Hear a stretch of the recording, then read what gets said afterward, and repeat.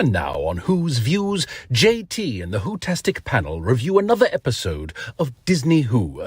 This is the one where Doctor Who thinks it's Bridgerton. Stand back, folks. This one may hurt.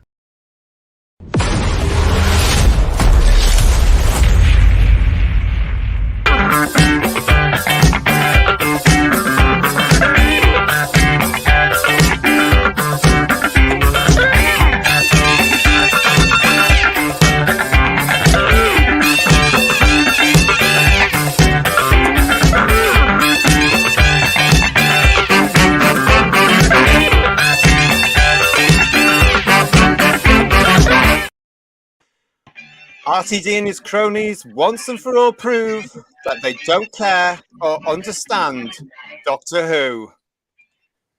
Well, do you know what?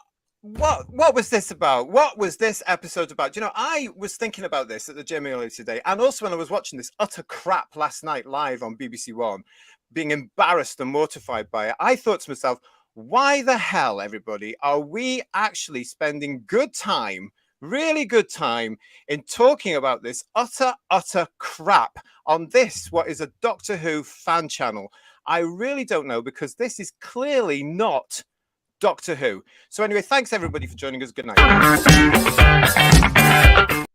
I'm just kidding. Of course we are going to be doing this. Of course we're going to be talking about this utter nonsense. Good evening, everybody. Welcome to Who's Views Reviews, as we talk about the episode, the abomination, the utter big pile of elephant doo-doo that was dared to be broadcast under the name of Doctor Who with that beautiful logo. As you can see, I'm here with Paul. I'm here with Third Doctor Ian, and I'm here with our very own lady of the chat this evening, Kirsty.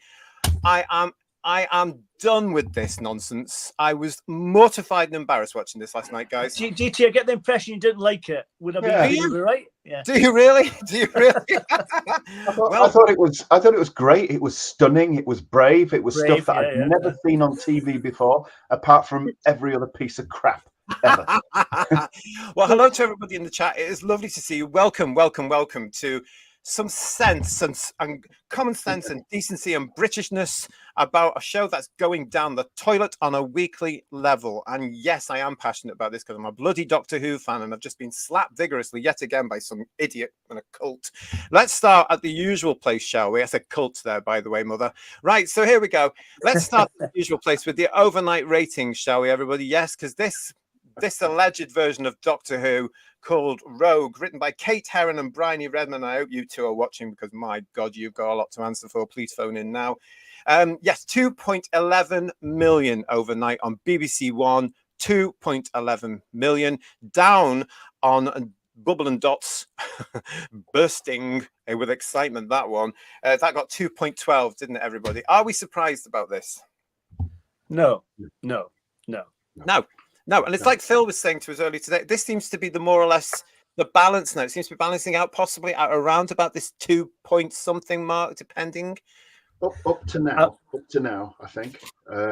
After what we saw last night, where it's gone full on for what it's always been hinting at since the start of Shitika, then I think we could possibly see below the 2. But yeah. So, yeah, we are talking about Rogue in this edition of Who's Views Reviews, of course. Now, this is the one, of course, where Doctor Who does think it is Bridgerton, and the Doctor and Ruby. Oh no, I'm sorry. That's not it. Sorry. Oh no, that's it's not. It's certainly not as good as that. That's for sure. No. Oh, that was the wrong one. That was Carry On, wasn't it? Oh, I'm sorry, Carry On. Don't lose your head there. Sorry. Easy to get them mixed up, I thought. Except, as you say, Paul, that was much better. Yeah, the black fingernail, fantastic. A black fingernail. Yeah, yes, much better. We'll be coming to that on our spin-off show at some point, I can promise you. But this was where Russell T Davies, of course, has said to Kate Herron and Bryony Redman, hey, let's diss on the fan base from a great height some more. Let's stir it all up. Let's piss them off a little bit more. And let's make the Doctor queer. Now, let's get this out of the way straight away. That was not gay. Homosexual, same-sex. I know there's no way they would have called it that. This is going to be the Q word, the homophobic slur, isn't it? That's what they're going to be putting this into. That's what Shooty Gatwa and RTD, who's big enough, old enough, and ugly enough to know better, and all their little friends go by now. They're all homophobes. So that's what this is going to be about. But it was We knew it was coming. That was the thing. So when it happened, I was just like, oh my God. Right, I want to say something before we pummel this episode to death. The one thing I did like about it, the fact that William Russell got a memorial credit at the end. That was nice. But it's a shame the poor man associate his name with the series. That's all. But, it's a shame that they decided to tag it on to an episode that actually destroys the legacy he helped to build yet again. Because that, I'm going to say, I've been on the fence about Ncuti Gatwa. Last night, watching this awful, boring dribble, I've come to the conclusion he's not the Doctor. I can't see it. I'm not going to see it. I'm not even going to bother. That is not the Doctor, or this honey and all this joy he had of getting this fella, what's his name? Thingy, what's it? Rogue, the actual title of the thing, into the TARDIS. The joy of getting this man into the TARDIS. I was almost, and I'm saying this as a gay man, as a homosexual, I was nearly sick. Well, we've said this many times on the channel that, none of us want the Doctor to be sexual at all, because whether it's male, female, gay, straight, bi, lesbian, whatever it happens to be, we don't want any of that. We just want it to be the Doctor, an alien traveling around the universe, fighting monsters, saving people, blah, blah, blah, but none of the sexual side of it. And that's the main problem I have with this entire episode, is that because it's so shoehorned in. What's going to happen next? I don't know, and it ruins all credibility to make the Doctor a strong character. He's not interested in that kind of thing. He's above all that. We don't want it. Yes, especially as the Doctor was a scientist. It doesn't seem to be anymore. It just seems to be on the pull constantly, and I just don't understand why they've done this. We know they're trying to run around this mythical audience, aren't we? But the mythical audience isn't coming, because guess what? It's bloody mythical. 2.11 for this particular one. Oh my God, I don't even know where to start with this, because I'm they're more likely to get unicorns watching this than anyone else. They're mythical as well. Exactly. They've made out. I'm going to call him Gatwa's character because he isn't the Doctor. But then this isn't Doctor Who, is it really? No. His interpretation of the character of the Doctor is effectively, as proved in this episode, is effectively a sexual predator. He was out for a shag. He was out to cop off, and it was with a bloke. It was what he wanted to do right from the off. You could see it. It was hinted at last week with somebody that was effectively, it's the kind of thing Jimmy Savile would have been proud of last week. But then let's keep it all in the BBC, shall we? But for any of the sort of like TQI cult bedwetters that love this kind of crap, just to make it very clear, I didn't like it when he kissed Grace in the TV movie. Oh, God. Yeah. I didn't like it really when Captain Jack did the thing with him as well as Rose, and then he kissed Rose at the end of Parting of the Ways. I didn't like it when he kissed Rose as Tennant in New Earth. Whilst, all right, admittedly, he was taken over by Cassandra, I still didn't like it. Madame de Pompadour, I didn't like that either. I cringed all through that episode. Amy at the start of 11th Hour, if that had been gender swap the other way around, that would have been sexual assault, but it was almost like a female committing a sexual assault was glorified. I didn't like that. And all the shit with River Song, I didn't like any of that. It never happened once in 26 years since start to 89. And it was never needed. It was a thing you could sit down and watch with every. I mean, it was Tom Baker, wasn't it, in one of those interviews? You say, the kids are watching, the parents are there, the grandparents are watching, and the parents are going, "Isn't this wonderful?" Stuff like that. Now you've got to sit them down and have a conversation about bleeding queer sex and everything afterwards, and it's just bloody wrong. Do something else. Do something else. A new program make it about a time traveler. I don't give a shit. But to take what they've taken and to do what they've done is obscene. Davis is obscene. Gatwa is a twat. I hate them all. I absolutely do. Yep. Just in case you think I'm on the fence. Yeah, I was going to say that there was. I've no doubt about that, Ian. Jonathan Groff, who played Rogue, I quite liked him as an actor in it. But interestingly, he said in Doctor Who magazine recently that he watched a few episodes of early Doctor Who, and he said that the Unearthly Child, you can see the Doctor was queer at the very beginning. Yes, I remember the Doctor kissing Ian in the junkyard, don't you? Yeah. I mean, yeah, we in the junk. In the junk, yeah. Were you saying something, Kirsty? That makes me want to gouge my eyes out. I've been thinking about that all day at work. Going, ugh. Yeah. We actually covered that as well on our last edition of Headlines, which was Friday night. If you want to go and have a look at that, that's when we were preempting what was going on here in this particular episode of Rogue. So if you haven't seen that one, go and have a look at that. Thank you, everybody, very much for joining us this evening. It's lovely to see you. If you are new to the channel, please do subscribe to the channel. We would love to have your subscription. It's free to subscribe, so why not? Just give us that, and also make sure you're giving us a thumbs up and ringing that bell. And at this point, while I remember as well, for everybody that's getting in touch with us saying that you're having to resubscribe, I have no idea what that is. This platform is very odd, as we all know, but keep checking that you're still subscribed. We really do appreciate it. And I've also had some people telling me that they've put comments on to the shows or what have you, and then the comments being removed. Now, I can guarantee you that's not me. That's not me, because if you look at some of the comments, you'll also see some of the things that really criticize me personally or the shows themselves. They can stay there, because people who do that make themselves look like a great big tit rather than me. It's all out there. So I keep that there just so it's amusing and people can see what we're up against.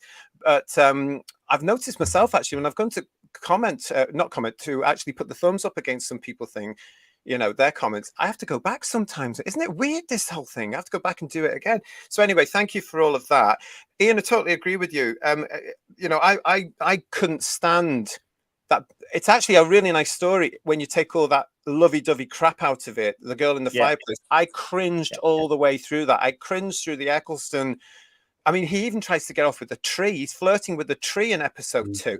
That's when I started to think, this is not what I want from Doctor Who. And this was what RTD and Moffat and Chibnall sort of took it on as well. So desperate to turn it into a bloody soap opera.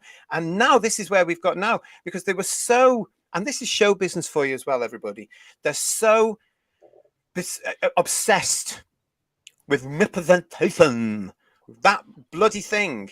So you have to then, if you do one, you have to tick box every single bloody thing. And in today's world, because we've got all these extreme left-wing ideologists dictating to us about what we can and can't say, and what the new gender is, and what, on Thursday we're going to come up with this, and what your next pronoun is going to be. You have to cover it, all of it. So I'm like you, Ian. I didn't like that. I didn't like Amy jumping the Doctor's bones in one of the Weeping Angel ones. That was embarrassing as hell. The Martha thing, although it was subtle and played down, that was uncomfortable for me to watch, because it's not the Doctor. And the closest this reboot in all the years it's been going, the 20 years it's been going, has ever got to my Doctor Who was series 4 with Tennant and Tate, and that beautiful let's run around the universe having a laugh and getting into trouble they had, that relationship there. The rest of it, so this what happened in Rogue, this career nonsense, also offends me in a sense, because everybody's saying it's gay. It's a gay kiss. It's a gay kiss. It wasn't. And it wasn't as innocent either as some of the other things, like the Rose and Ninth Doctor one. That was quite innocent in a sense. And in a story, you can blink and you can, it was passing on the time. But you can sort of, it was just ridiculous about how to get it into there in the early days. But look at this. Gatwa is grabbing the guy's head. This is not anything else, but this is full-on gratuitous lust. Yeah, why is it in Doctor Who? Why is it there? I don't get it. I'm really annoyed about this, because that was, I mean, look at it. Look, I love the way they did it. It really annoyed me even more when they did the bit in the TARDIS, when they did that, looking at each other. Are we going to kiss? We're not going to kiss. Then they didn't do it, and they held it back till later. And I thought, yeah. You see, that ties in with what Ian was saying there as well, doesn't it? Because that wasn't even innocent flirting. This was full on. I've got you in my box now. Yeah. I was so uncomfortable with it. I thought, this is going into a territory. And I've said it before. Ian said it there again. I'm going to say it again. RTD, pack your bags, bugger off, get back to Red Productions, get back to Channel 4, and write that bloody Queer as Folk Series 3 or whatever you want to do back there at 9 o'clock. Just get out of Doctor Who. Can I say that, I mean, we have in the chat Random Thumb Vids, who I think is desperate for attention, but putting a lot of things in capital letters and saying one of us, possibly you, JT, possibly me. I don't know. I'll toss you for it. By that, I mean, obviously, Don't with toss a coin, anyone off for that. with a coin. Yes. That we sound like a 1950s granddad and all that kind of thing. And it was Who's just this in the gift chat? and I everything. can't see it because But the chat is very busy. So thank you, everybody. Yeah. And thank you so much for all your comments. We will be coming to you in a second. But they're missing the point. They're missing the point of what this program is, what this program's about or should be about, and what the history of this program is. And that's fine. That's okay if they don't get that, they don't understand that, they don't know that. Showing their ignorance a little bit, but that's fine. But this is Doctor Who, which was a family program designed as a family program. It was designed to be partially educational as well, and now it's just TQI indoctrination, and that's all it is. And if you like it, great, like it. You say you're not desperate for attention, but you are, and it's fine. It's fine. If you like it, great. Knock yourself out or do whatever else you want to do with yourself. But this was crap in the context of this program. It's not stunning. It's not brave. It's not exciting. It's not original. You see it in every other piece of crap program going, especially everything Russell T Davies has had to do with, because the man has no range. He can't do anything else. He could write, he could script the 9 o'clock news and there'd be a shag scene in it between two blokes, you know, and probably an animal. It's just not Doctor Who. And if you like it, knock yourself out, preferably on camera. I'd pay to see that. But just try and get what we're saying. Well, I think I've got this guy here. I've got this guy Yeah. here. So this is Random Thumb Vids. Oh, the romance that has been involved with Doctor Who since 2005 is now suddenly unbearable when it's gay. Bugger off. Just bugger off. I'm a gay man. I'm a proud same-sex man. Bugger off. No, no, no. They've turned it into a soap opera. It's as simple as that, whoever you are, Random Thumb Vids.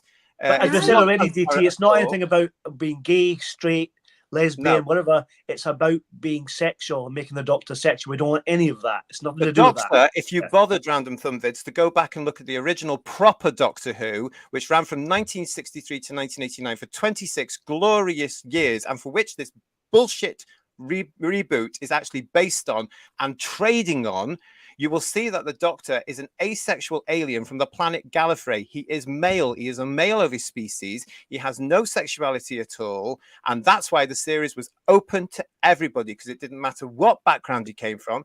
It's why it's got a massive LGBT following as well, because people like me who were same-sex attracted saw something in the Doctor. I don't know what it was, but we saw a character that was aloof and was just interested in his life and having a good time with monsters. So don't come onto this show and claiming all this bullshit, because you're wrong. Get off. I mean, do what you like. Do what you like with the companions. If you want to make them involved, that's fine. You've got Amy and Rory married, all that kind of stuff. Fine, but keep the Doctor out of that. Yeah, and can I also? We didn't make it about gay. We didn't make it about gay because we said quite clearly about 10 minutes ago. Didn't like the stuff with Amy. Didn't like the stuff with River Song. Didn't like the stuff with Rose. That doesn't make it anti-gay. It's so simplistic. I think they just need to go back to wetting the bed. Can I just add something as well? One of the comments on why is romance anti-family? We've also been saying this is a family show.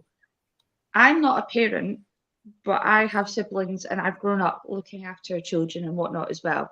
This is a family show. Sometimes it's just nice in life to know there's a TV program that you can all sit around and there'll be no kind of questions asked later on.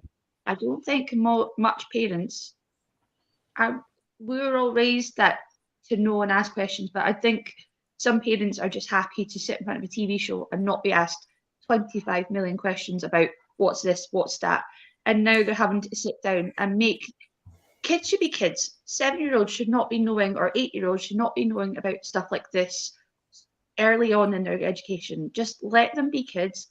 Just sit and watch a family show. Like, for us, we can see it. Some of those kids, it's going to go over their head, but they're too young to be knowing about.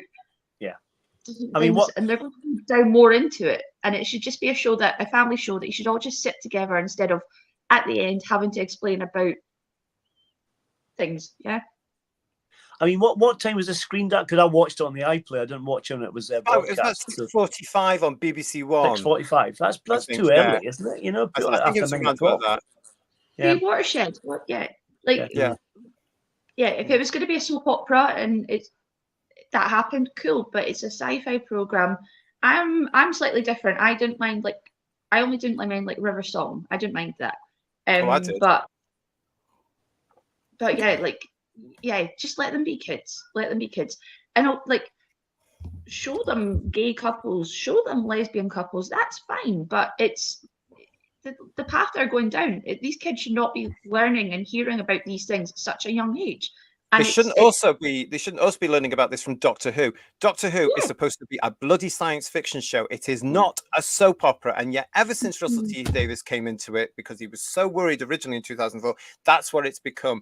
And it's nonsense. And the audience that have been attracted to it haven't got a clue what good quality Doctor Who is, because they haven't been feeding it. Dagsy is saying to us here, it's just kissing, stop overreacting. Are you insane? It's not just kissing at all. There was a sexual connotation all the way through. Did you actually listen to the alleged dialogue of it? Don't make me laugh. It was not just kissing at all. It was actual full-on lust. And that's can I make an example here? The Doctor has no gravitas when he's involved in this kind of sexual thing. It doesn't work, right? And if you look back at classic, you give an example of how it could be changed and how awful it would be. Imagine in Genesis of the Daleks, the Doctor speaking to Davros about the mythical virus about wiping out humanity or all the people on Skaro, right? And then the Doctor tries to destroy Davros by pressing on his life support. And then Nyra comes in and catches the Doctor and Davros necking. How would that be? Exactly. Bloody awful.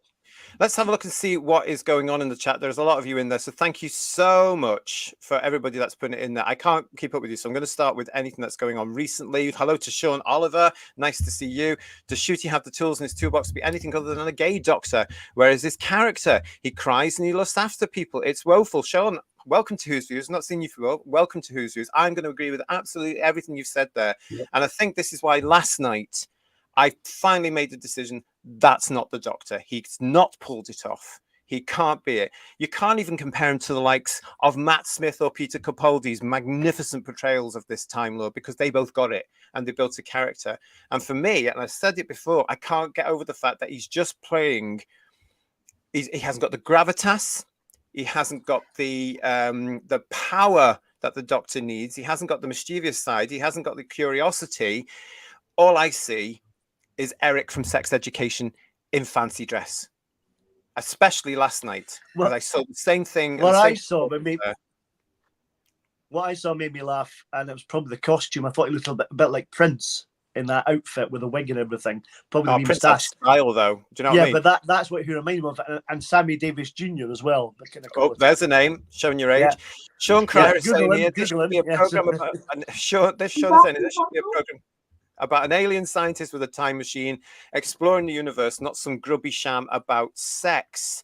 Absolutely. And this is the thing, isn't it? You know, what audience are they going for? Well, we know they're going for the TQ cult. We're going for the personal pronoun users. We're going for the Blue Rinse Brigade here, aren't we? We're going for all these weirdo extreme left-wing ideologists who can't decide what gender they are and have to come up with personal pronouns on different days of the week to express how they're feeling. They're going for that audience, but they're not there. It's not enough to sustain this show. And millions have been put into this show. Raymond, hello to you, Raymond. Nice to see you. Where was the story? The kiss was always going to be the talking point. Job done. That actually came into my mind as well, because there was no story. The story was weak as water. Rob says, falls in love within 2 minutes of meeting. Are all gay people like this, RTD? They certainly are not. Absolutely not. Well, he's only got 45 minutes, let's be honest. Yeah, the romance has always been... Sorry, Kirsty, hang on. The romance has always been jarring in Who, Kirsty says Joe. Hiya, Joe. That's what I also... my best friend, she's lesbian. And she's getting a bit sick right now of programs like Marvel movies and whatnot. And she's a big lesbian as well, of being used as a fashion trend. And we were talking the other day, and she was like, oh, don't watch The Acolyte, it's not worth it. And I was like, fine. I was like, well, don't watch Rogue, it's not worth it, you're going to rage. And it's an embarrassment for same-sex couples, because it's not showing normal life. No, it's not. You're right, yeah. And like she's always said, she's been adamant, like, you can put all your logos and all your rainbow kisses, unicorns, whatever on logos. Because they tried to ask her for one of her jobs, how could she approve the company because she's lesbian, and she went, well, who cares about the logos on your banners? Why don't you do projects over in certain places where people can't be gay? Stop making all the facade and actually do the proper real work and show what it is like for people instead of the glitter and everything's fabulous. Because it's not. It's still the case, Kirsty, that they should just turn it back into a science fiction show. Stop coming back to Earth every 20 minutes because you think the audience wants it. The British audience who have they've gone from this show, they've disappeared in their millions, aren't interested anymore. You don't need, to get us back, give us some escapism, give us the proper Doctor Who that we in Britain know. Not what your small minority wants. Andy's saying it's maybe Bedford Chibnall's return. Me too, yeah. And Doug is saying to us, flirty Doctor doesn't work for me. The Doctor is best for me when ambiguous and asexual. Gay or straight shouldn't come into it. That's because it's Doctor Who and it was never like that. And these people don't know that. And BPAT's nice to see you. Welcome to Who's Views. They've turned it into a progressive messaging machine. Absolutely have. Kitty Roo, nice to see you, Kitty. Nobody gives a toss about the gay storylines. Just keep it out of children's TV. We've got various members of the chat agreeing with us all here as well. So thank you very much. Thank you for coming in and sharing with us what you thought of this episode last night. Backup is also saying to us the Rose thing was a bit dull, wasn't it? You look at it now and you just think, oh God, what was that about? It was just, but that's what set the whole thing, wasn't it? We've got to have this element of romance in there. And don't start me on the River Song nonsense. She would have been better left off dead in the library. And what would that have done? Hello to TARDIS Travels. Nice to see you. And Matthew is mentioning here, Captain Jack. Speaking of which, it was blatantly Captain Jack, wasn't it? Just with a new face. Well, he even had the same clucking spaceship, for goodness sake, didn't he? For God's sake. Yeah, and this is because they won't want to use John Barrowman anymore. So what they've done here is they've come up with a new character that has more of an attraction to the Doctor, and it is reciprocated because, of course, they've made now this is what gets me laugh. What makes me laugh. They've left the door open for this fella to come back, right? Yeah. And they would, if they got the chance to do it, they would probably do it.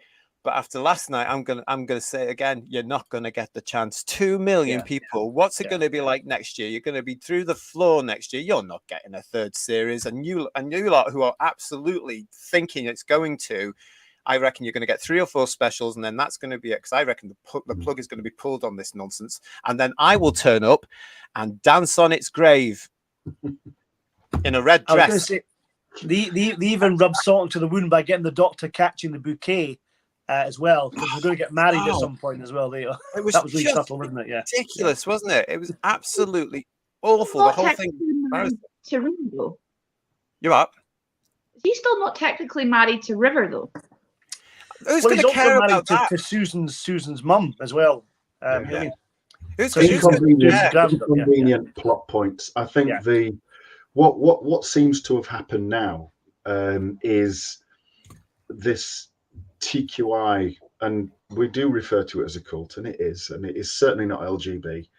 The TQI cult seems to go around culturally appropriating things and making it all about them. And they're culturally appropriating Doctor Who and making it all about them, because it certainly isn't anything that Doctor Who used to be about. And yeah, they should keep it out of children's TV, but it's a stated intent of theirs, isn't it? They go for the children. They're no better than Jimmy Savile. He went for the children, and they state that they go for the children. Allegedly, everything's all alleged, by the way. Well, alleged, yeah. But I mean, you see, I saw something this week with a drag queen making some screaming announcements saying, "Your children will love us," and all this kind of thing. And they seem to target school reading times an awful lot, which is creepy. But and Russell T Davies has said, hasn't he, it's about going for the children. They want to separate the parents from the children so they can preach directly to the children. Well, certainly the BBC itself seems to be doing that as well. That's certainly how it looks. And it's. I think I've said this before. Yeah. So because I've said before that I think education is important, but it has to be going back to what Cus said, age appropriate. You know what I mean? Let kids grow up, have Yeah. a childhood, let them, and then, you know, and that's important to know about these things, but not at the right age. It's really important. But also, this thing shouldn't be in Doctor Who anyway. It's Doctor Who. When you think of Doctor Who, to this day in Britain, if you say Doctor Who, somebody, they'll immediately think of Tom Baker's Doctor and the Daleks.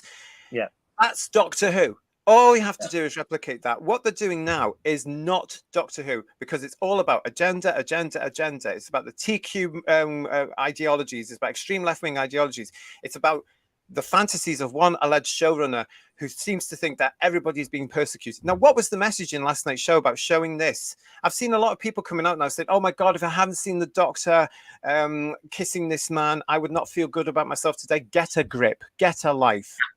Get out there then and get yourself to what used to be called a gay bar. They're not anymore, because we're not allowed to say that anymore. But go and meet people, for crying out loud. Why do you need a fictional character to do that? Go and watch your soap opera if you want that. But leave Doctor Who as a science fiction. These people are poisonous. Joe is saying to us here, half the appeal is the Doctor being awkward to people who fancy him. And yet in the original series, when did we ever get that, Joe? Yeah. When did we ever get a character that went to the Doctor? Oh, yes, you're very nice. Yes, I think you're lovely, Doctor. With your just look at the relationship between Sarah Jane and Tom Baker, for instance. I mean, that they were best pals. You know, that's it. And that's all they needed. They didn't need any explanation for that. They just got on each other. Yeah, that was it. Yeah. All it should be. You had Hartnell in the Aztecs making coffee, making hot chocolate, and he turned out to be engaged. And that was handled really well. It was a complete cultural misunderstanding. He didn't realize what the Aztec tradition was, and he got himself out of it. But you could see it was like, what the hell is this? I don't do this. This isn't me. I don't do stuff like that. That was Hartnell. Yeah. So God knows how that Groff nonce got the idea, allegedly, of Hartnell's Doctor being queer. Because they read things into it, Ian. Yeah, I mean, what does that mean exactly? What did he actually mean about the Hartnell? I'm assuming it was an unearthly child. Yes. What about that? What does it mean when you say this is queer homophobic slur? What do you actually mean about that? Just instead of just saying, "Oh, look, it's queer homophobic slur," tell me what you mean about it. Now, in Britain, if we say something is queer, it means a little bit odd. So was that what he was saying in that? Is that what he meant in that? Was it that? Was it weird? Because again, it wasn't. This was British television. This is classic British television at its best. This was groundbreaking television back in 1963. There was nothing about it, and there was certainly nothing that was in any way remotely suggesting sexual tendencies, because that's not what we did in Britain, and it's not what we should be doing now. Lisa is saying to us here, nothing comes even close to classic Who. Funny for the kids and some adult horror themes for the parents worked well, and it could do again, Lisa. Hope you are well. It could do again today. They just don't want to. As I said at the top of the show, this actually proves now that RTD is absolutely the wrong man for this job. Totally wrong, because he's forgotten what it's like, A, to be a Doctor Who fan, and B, the love for the original series, because he's too busy saying, I want to do this. That's why I keep saying, bugger off back to Channel 4. We don't want you. And poor Richards is saying to us here, as a child watching Tom Baker, I wasn't sitting there thinking, this isn't working for me. The Doctor needs to hit on someone. Exactly. What else have we got here? A lot of people agree with all. There's another one for you, Kirsty. Absolutely, Kirsty says, DJ, nice to see you. 1845 was when it was broadcast. Says Richard. Thank you, Richard. And our resident poet laureate here, whose views Mark is saying to us here, the Doctor left his home and everything he knew because he lost his family. He isn't looking for another one. Well, no, exactly. Terry is joining us. Hello, Terry Barnhill, lifelong Doctor Who fan. Touching grass has never been so pleasing. Yeah, absolutely. And Heretic OSJC, RTD has stated Doctor Who isn't a kids show, so his argument is it's not for them. However, the ratings, it's not for anyone. Again, it's hypocritical, it's inconsistent. If it's not for kids, and this is the way that they're going to go with all this sexual overtone, unnecessary messages in this, because guess what's coming up in the leg end of Ruby Sunday? Yes, we've got the trans character coming back again, haven't we, for 2 episodes? There's another insistence, another message coming on. Stick it on at 9 o'clock on BBC Two. And the way it's going with the ratings, it shouldn't be on BBC One at all, should it?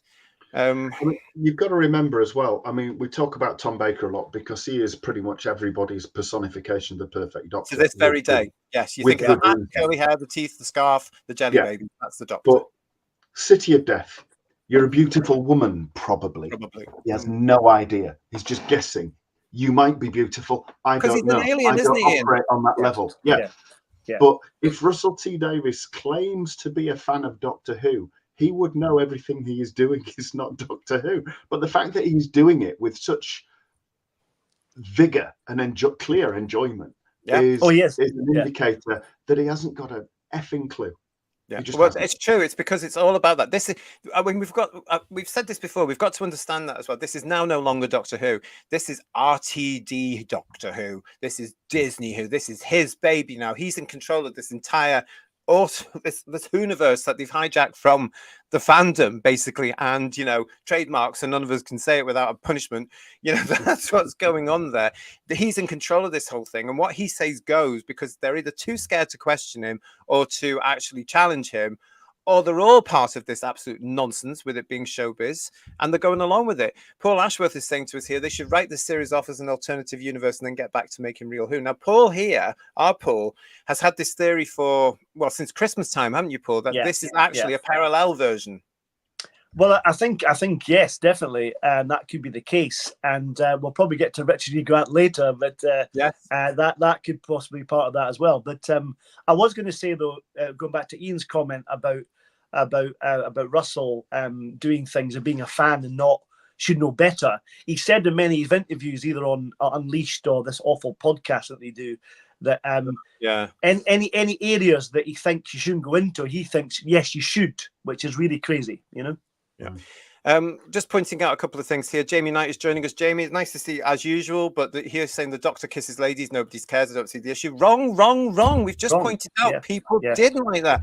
Doctor Who fans didn't like the fact that these women were coming onto the Doctor. It's not the Doctor. He's an asexual Time Lord from Gallifrey. He's an alien. Do some research and look at the 1996 TV movie. The furore then was over that. And I hated that then. I was one of the ones that were actually writing into the BBC saying, you can't do this. Yeah. And actually, so were some of them that ended up writing for it, the bloody hypocrites. Yeah.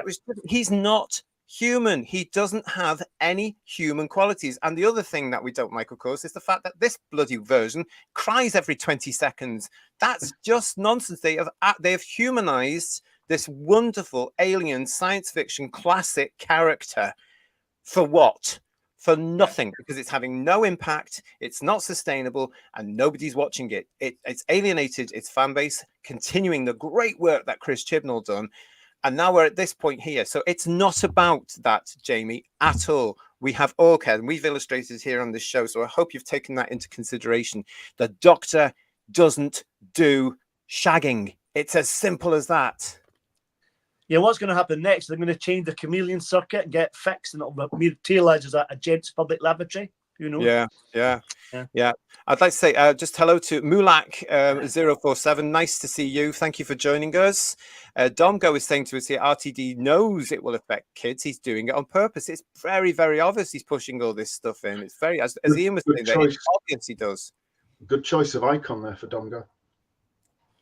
Oh, they with Sutek. Yeah. Spoilers. Is it though? Does anybody really give a toss? No. Wild Hunter is saying, because nobody's going to watch. Wild Hunter, it's no longer historical. It was Bridgerton. Also, early 1800s, people would have been shocked by openly gay behavior. It was a capital offense. The Doctor should have been more discreet. The Doctor shouldn't have been prancing about pretending it wasn't gay, it was queer anyway, because the Doctor isn't like that. That's not his sexuality. Sean is agreeing with myself on this. The River Song thing was cringe. It was embarrassing. It was absolutely embarrassing more than anything. Garbage is saying to us, I like the River Song first story. That was it. Me too. The Silence in the Library and the whatever the other one was, Forest of the Dead or whatever it was. Yeah. Wouldn't it have been a lot better if they just left River Song there, dead and buried for the fandom to worry, to contemplate who she was for the rest of time. But no, he had to go and make money out of it. I didn't mind the Angels one she did, but Matt Smith, that was okay. The two part of it after that, she got really irritating as well. Oh, just awful. And that whole flirtatious thing was just awful. Yeah. I have to admit, I actually really liked the Chris's one when she does that big speech about how like the Doctor actually doesn't realise, like doesn't really kind of understand love. With the, I was watching it in a pirate copy in Lisbon when I was living abroad. I've no idea which one you're talking about, to be honest. Your mind is not helping Kirsty at all. That monster. No. I'm not quite sure what that is. The Christmas, the River song, Derillium, when she's talking about I'll send you some speech later. The one with Greg Davis in the head. Let's get back to Rogue, because I don't know what I don't watch them. Big speech at the end. Probably. Let's have it. Matthew Butterfield is with us here. Hello, Matthew. So, how I love the comeback in 2005. What else we got? Limekins is with us. Surely the point of the episode is, where is the story? It was just a vehicle for gay interracial kiss. Take that out. Where was the entertainment? Exactly. And Matthew is agreeing with you there. Exactly. What was this about? What was this about? You know, I mean, the references to Bridgerton, which is a show I do not know, because I've never seen it. Are they all? I mean, if anyone has seen it, are they all that smug in Bridgerton? Because they're all very, very, very smug. The only character I quite liked was quite funny was Emily, the character that Ruby was speaking to. That was quite funny when they're doing all this modern speak. Okay, that made me laugh a little bit. I thought it was quite funny. I thought she was quite good. With that one, what I found was really odd was she obviously turned out to be one of those in disguise anyway. Yeah. But the one that Ruby initially flipped off, that was also one of them in disguise, he was then pursuing her. I mean, surely they knew which one of them was the other. I think that was deliberate, because they had to cover up for Ruby not being Ruby or Ruby being Ruby at the end, didn't they? And I think that's what they were trying to do, but it didn't make any sense, did it? No. But do you know what? This was another example of this entire season of stories. What's this, number 7? They all needed rework. And we've said it on these reviews before. They all needed another cracking script editor who would stand up to RTD and say, that doesn't work, or this needs added, or take that out and put her in a proper script there. It's as though they've just been whacked out on a first draft, bang, bang, bang, bang, bang, bang, very, very quickly. Because don't forget, he also wrote the 3 Tennant specials, the Christmas episode, and the next series as well, plus all the stuff that's coming for the alleged Sea Devil spin-off. He's done it all there. But I know that this was written by Kate Herron and Bryony Redmond, but it would have come from an idea from him, because that's what we read in the writer's tale about what he would have done. That's how we know they work. So we've got that there. He would have looked at it. He would have said, add this, put this in. He's obviously gone to Kate Herron and Bryony Redmond and said, I want Doctor Who meets Bridgerton and make him gay. But the idea of the story, though, and just can you keep me right on this if I understood it, because I'm not sure I did. It's about time-traveling aliens who can shapeshift, but they like to role play and cosplay. That was the story, wasn't it? I think that was the story, because I got lost in it. I did get lost in it, but I have to say, because you've mentioned that word, the whole cosplaying thing, which is obviously just again a nod to this the minority that love this and won't have any words said about this at all. And it's everything the best Doctor Who ever and all that bullshit. It's all coming up there. But very brave of you all, because you hypocrites, yes, again, the cosplaying thing can also be used by various people when it comes to various people who are now saying, well, TW rights and all this sort of stuff. There's a lot of that terminology going around there. So, very brave of you to put that in, you fools. Angela is with us here. Hello, Angela. Nice to see you. The alien side of things was about 10% of the whole program. The other 90% was a sexualized bore fest. Don't start me on the crying. Yeah. Twice as well, Yeah, and more or less in the same 5 minutes, wasn't it? Yeah. That's sorry, Mama JT, I'm swearing. It was stop fucking crying. That's in my notes. It's not the Doctor. The Doctor does not. Sorry, GT's mum for that swearing there. Yeah. Nothing in this is the Doctor. Nothing in this. Gatwa is only capable of playing Shooty Gatwa. He's basically playing him as he probably is in real life. A bit of a seedy individual is my opinion. Just my personal opinion from what I see of him, and it's not pleasant. But there was a comment earlier about, you know, the era that it was set in, and same-sex attraction, which, you know, it was obviously inferring more than that. I mean, yeah, you go forward 150 years, and a gay man would still be chemically castrated. You look at people like Alan Turing. Oh, terrible. You know, 150 years later. But then this is the BBC that's given up completely on one of its intents to educate, because again, you've got a historical period and background characters there. There were black people in there as people in all the finery and everything else. They would not have been there. No, it was absolutely not factually accurate. Yeah. Just as if you did an 1800s thing in Africa, it wouldn't have been awash with white people. But there we are. It's just the BBC spreading disinformation and bullshit. Yeah, They can't help it. They're obsessed. Yeah, they have to be, because of that DEI quota. We've spoken about that many times on this show. I like this comment here from Raymond as well. The Doctor hip thrusting was just cringe beyond belief. Can you imagine John Pertwee doing that? Shooty is not the Doctor. He's just playing a version of Shooty Gatwa. What would happen? Well, John Pertwee couldn't do it with his bad back anyway, I'd imagine. So that's probably taking it too far. He had a bad back, remember? So that's why he got Stuart Fell to do it for him. His knee up in Planet Spiders, you know. Yeah. Gosh, it was just ridiculous. What else we got here as well? Oh yes, so actually we had a guest star in this as well, and considering that this lady is known to Doctor Who, this is of course Indira Varma.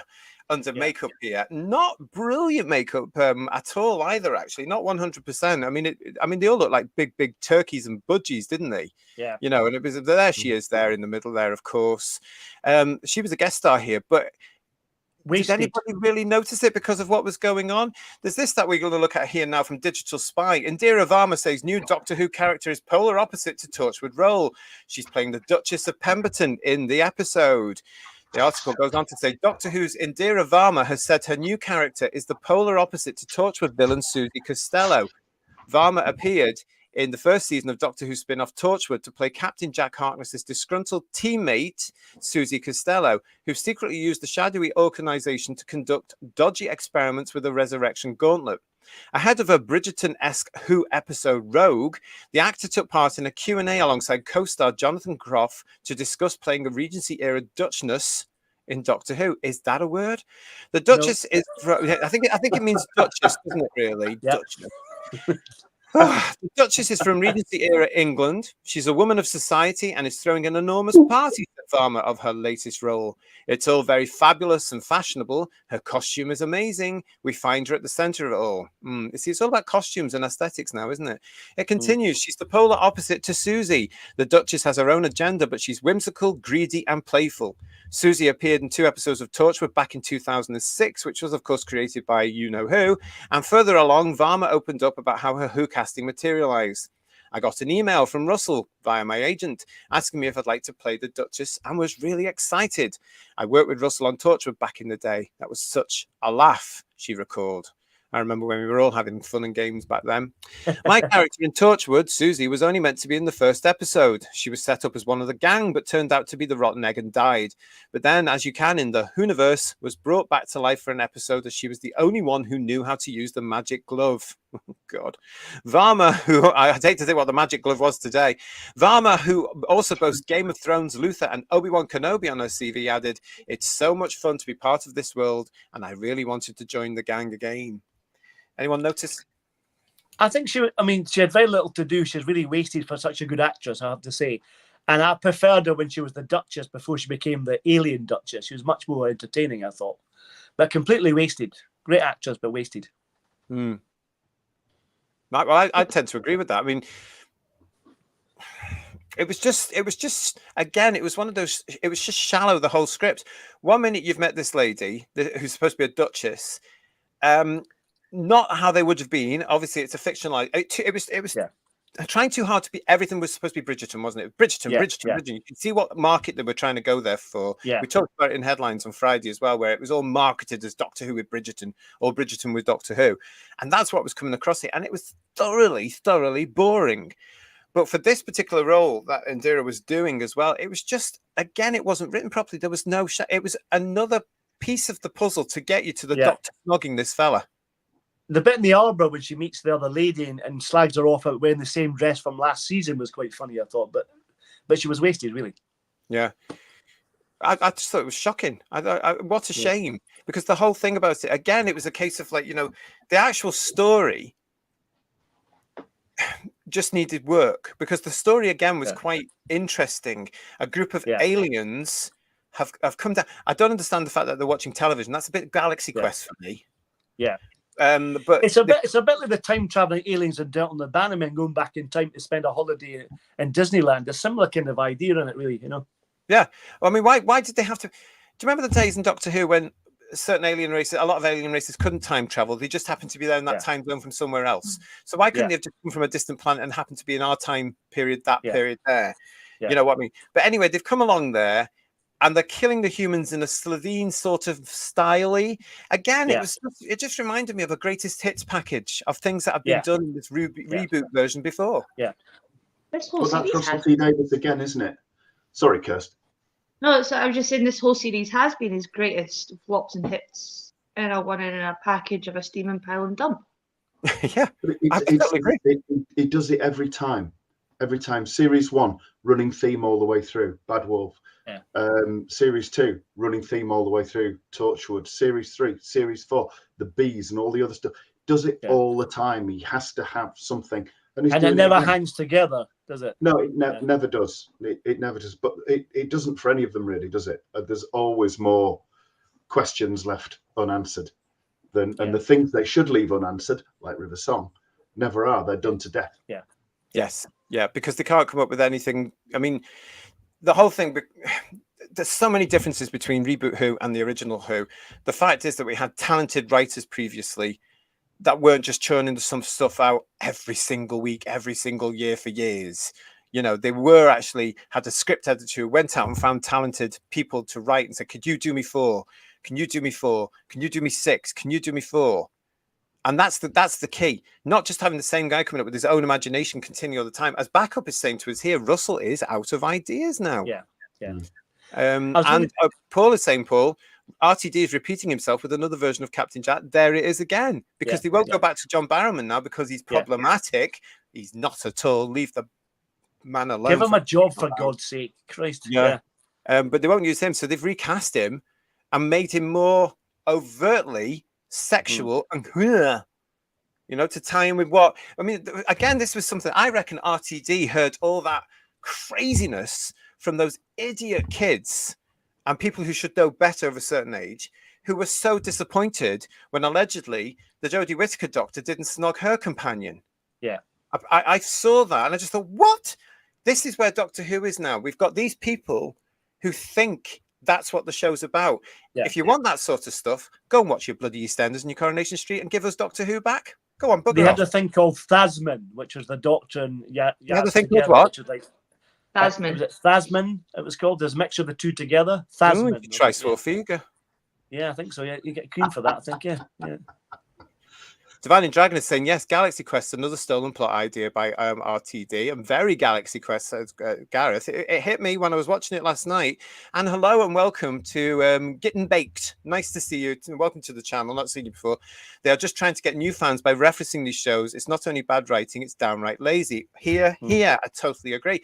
And it didn't pay off, did it? It didn't pay off. The Bridgerton fans, as I predicted on our Friday show on Headlines, don't care. If they want to watch Bridgerton, they're going to watch Bridgerton. And quite frankly, how many of people who are subscribing now to Netflix have still got a BBC TV license? Yeah. It's not enough. Can I go back to so you were saying about the makeup, JT, about the birds? Hello, Owly. Yes. And it's really interesting because this is their budget from Disney they're using for special effects. Great, fine. And it doesn't look that exciting. I think the bird people in Twin Dilemma, the Jacondans, look better than they did. Let's be honest. I've got that note here, so I'm going to ask you this now, everybody. Where's the money gone? Yeah. Where's the money gone? I was thinking this last night. You know that bit when they're in the garden and they're walking past the TARDIS, and it's all that sort of fake nighttime thing that they've got in there. And I'm thinking maybe some of that CGI, because it did look really fake. You know, it didn't look I quite right like that part of at it, I have to say. But I didn't. I just thought it looked fake. There was something about it that wasn't quite right, whether it's the lighting or the fake smoke or whatever it was going to be. I just thought this doesn't look correct. It might have been the gradient, it might have been the shading of the blue. It just didn't look like nighttime in England at that time. At that time. But anyway, getting on to that.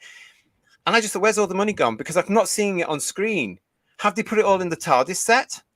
Where's the money? Because I just don't get it. Did he? I thought the TARDIS set. I thought the TARDIS set this would look great with the orange lights and stuff. That was the best bit. But the show for me was seeing the interior lit up like that. It's quite nice.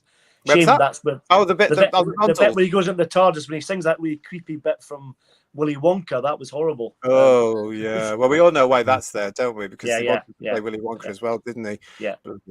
Moriarty is saying to us, he's not the Doctor. He's a very naughty boy. And Richard is saying to us here, Russell has lots of ideas. It's just they're all crap. I mean, I'm gonna have to say yes. Remember when he was announced he was coming back? I've got loads of new ideas. Apparently, he said to Stephen Moffat, "I know what I'm going to do with it." Well, this is it. This is it. This is what you're giving us. 2 million overnight. A rehash. Yeah. Hasn't set the world on fire. Yeah. Just a hash. Yeah. What else we got here? Nice to see you all. Thank you very much. Problem Being's joining us here as well. Nice to see you, mate. RTD is obsessed with the BBC. So thanks again to Kirsty and Problem Being and Garbage Being in the chat, making sure everybody's nice and cozy in there. Let's have a look. Simon L is joining us. Simon, hi, and nice to see you. And Paul Holgate is saying to us here, Delta was just trying to escape the Bannerman. It was just a coincidence that the coach was going to Earth. I was talking about the people, the Shimmerons, not the Shimmerons. Yeah, the Shimmerons. No, the Shimmerons were the people chasing. It's the people on the bus, the blobby people. They were tourists traveling, weren't they? Yeah. Stan Smith, hello, welcome to you. RTD has always been a dead man's Joss Whedon. That for me as well. I have to say, Joss Whedon, another one overrated. Sean Cryer is saying greatest flops, more like Davis is an overrated limited writer. So far, he's up his own arse. He'll never see daylight again. No one's going to argue. It's a gift. Yeah, exactly. What else we got here? Brandon, hello to you. Water on Mars was a good episode. I thought probably the best Tennant episode. Yes, it was a good episode because they had more time to flesh it out, I believe. And actually, that was when Doctor Who was actually really quite watchable and good. And they knew they had an audience there that was expecting. And that was actually a really high rated one because it was shown at the right time as well. It was shown at Halloween. And if you remember the time, I remember the time the BBC made this whole fuss of a whole evening of Halloween type programs for once. Yeah. And Doctor Who fitted in beautifully with the Waters of Mars. And that's why it works. And Graham Harper directed it as well. Yes, exactly. A proper director. And they would never do that now. They will never do Waters of Mars again. Well, you're never going to see that like again because it's the way he's coming across here. Everything has to be happy. Everything has to have a happy ending. Everybody has to be a role model. Everybody has to represent somebody else. It's boring. Dr. Zoom is saying here to the chat, does anyone think Mrs. Flood could be the new master? Don't really give a toss. Please, no, please. No, can you imagine? That'd be absolutely awful. And Paul, because it was just, it starts to niggle when you can't think of something. Navarinos, that's it. Yeah. It's my age. He's admonishing you. Yeah. Can always have a fan, not a true fan. That's it. It used to be my favorite breakfast cereal. James is joining us. Hello, James. Doctor Who is a sci-fi show. It's not meant to mimic real life. It's meant to be escapism. Exactly. It is meant to be escapism, and it is meant to be all about taking you away from your everyday life. But what they've done with it now, of course, because they're treating it like a soap opera, is they're sticking in the problems of the modern day, and that's what will date it completely. Let's just look at the start of the episode, though, for a second. When those two blokes were walking down the pathway, and what the conversation was about. And it was a conversation between two blokes, one of whom was admonishing the other for carrying on with for basically knobbing his sister. And the other one responded with all the different rooms that he'd been knobbing her in. And it's like, seriously, right from the very start, seriously. What got me, one of them was called Gavin. That can't be very 1813. No, it's just, if you're going to make it so it's an alien that is taking the bodies of people, they make it horrifying, and that's what they won't do in this new version of Doctor Who. You know, so even though you did see the corpses, I'm going to use the word there, it was very quick. There was no horror to it, and that's what Doctor Who in the old days would have done. They would have made that. They would have got the actor to play that so that it was scary, but they won't do that now because they don't want the children to be scared anymore. It's absolutely, it's just awful. David, they're going to scare them in a different way instead. Yeah. David Goldman is saying the constant Bridgerton referencing throughout is just indicative of desperately poor, untalented, lazy writing. Did anybody count how many times Bridgerton was referenced in this show? Because it was just boring. Did anyone think as well that because it wasn't written by Russell, that Ruby was very different from what we had so far? She seemed they made her a bit stupider, a bit thicker, if that makes sense. You know what I mean? Uh-huh. And very northern as well. Mode? Very northern, I thought, yeah. What was battle mode with her bloody necklace that suddenly made her able to the fight? earrings, the psychic earrings, for God's sake. Psychic earrings, for Christ's sake. Pardon me, everybody. I'm so sorry for saying that, but it is. I mean, how lazy. Everything suddenly is psychic or sonic, and I am sick of it. I am through with it. I thought Sonic sunglasses was shit enough. But they were terrible. Yeah. Or the Sonic trowel that River Song had, for God's sake. Yeah. I mean, it's just automatic. It's just nonsense, isn't it? Russell T Davies needs a sonic punch in the mouth. I mean, he's just honestly. Allegedly. I mean, the whole thing about this sort of nonsense is that it helps to alienate the audience, because you, as the writer or the performer, might think it's funny, but we at home are going, "Oh, what?" And obviously, look at the ratings. Look at the overnights. It's just nonsense. Astronomical 1. I've only seen clips. I can't even seem to bring myself to even hate watch it. R.I.P. Doctor Who. Don't bother, Astronomical. Don't watch it. It's just not make sure you subscribe here. Yeah. It's everyone subscribe if you can, please. It's not worth watching, honestly, because it's just absolute embarrassment. I was cringing from the minute it started to the ending. I didn't even get through the title sequence. And I'll just point out again, I don't watch this at my house because I do not have a TV license here in the UK. I am following the law, so I go and sit with my family. And I was embarrassed sitting at my family's house watching this thing. My family are out of this now. They wanted to know, could they switch over and watch the show on the other side about the young fella traveling around the country on his barge, on the canal show, which actually was much better than this nonsense when we got back to that. That sounds far more interesting. Yeah, definitely. It's a fabulous show, and he's brilliant. He's got this barge, and he's going around the canals of Britain, and he's documenting it, and it's just so at peace and restful, and he's so interesting. And I loved it. Far more entertaining than this version of Doctor Who, alleged version. We've got Mugen CC. Hello there.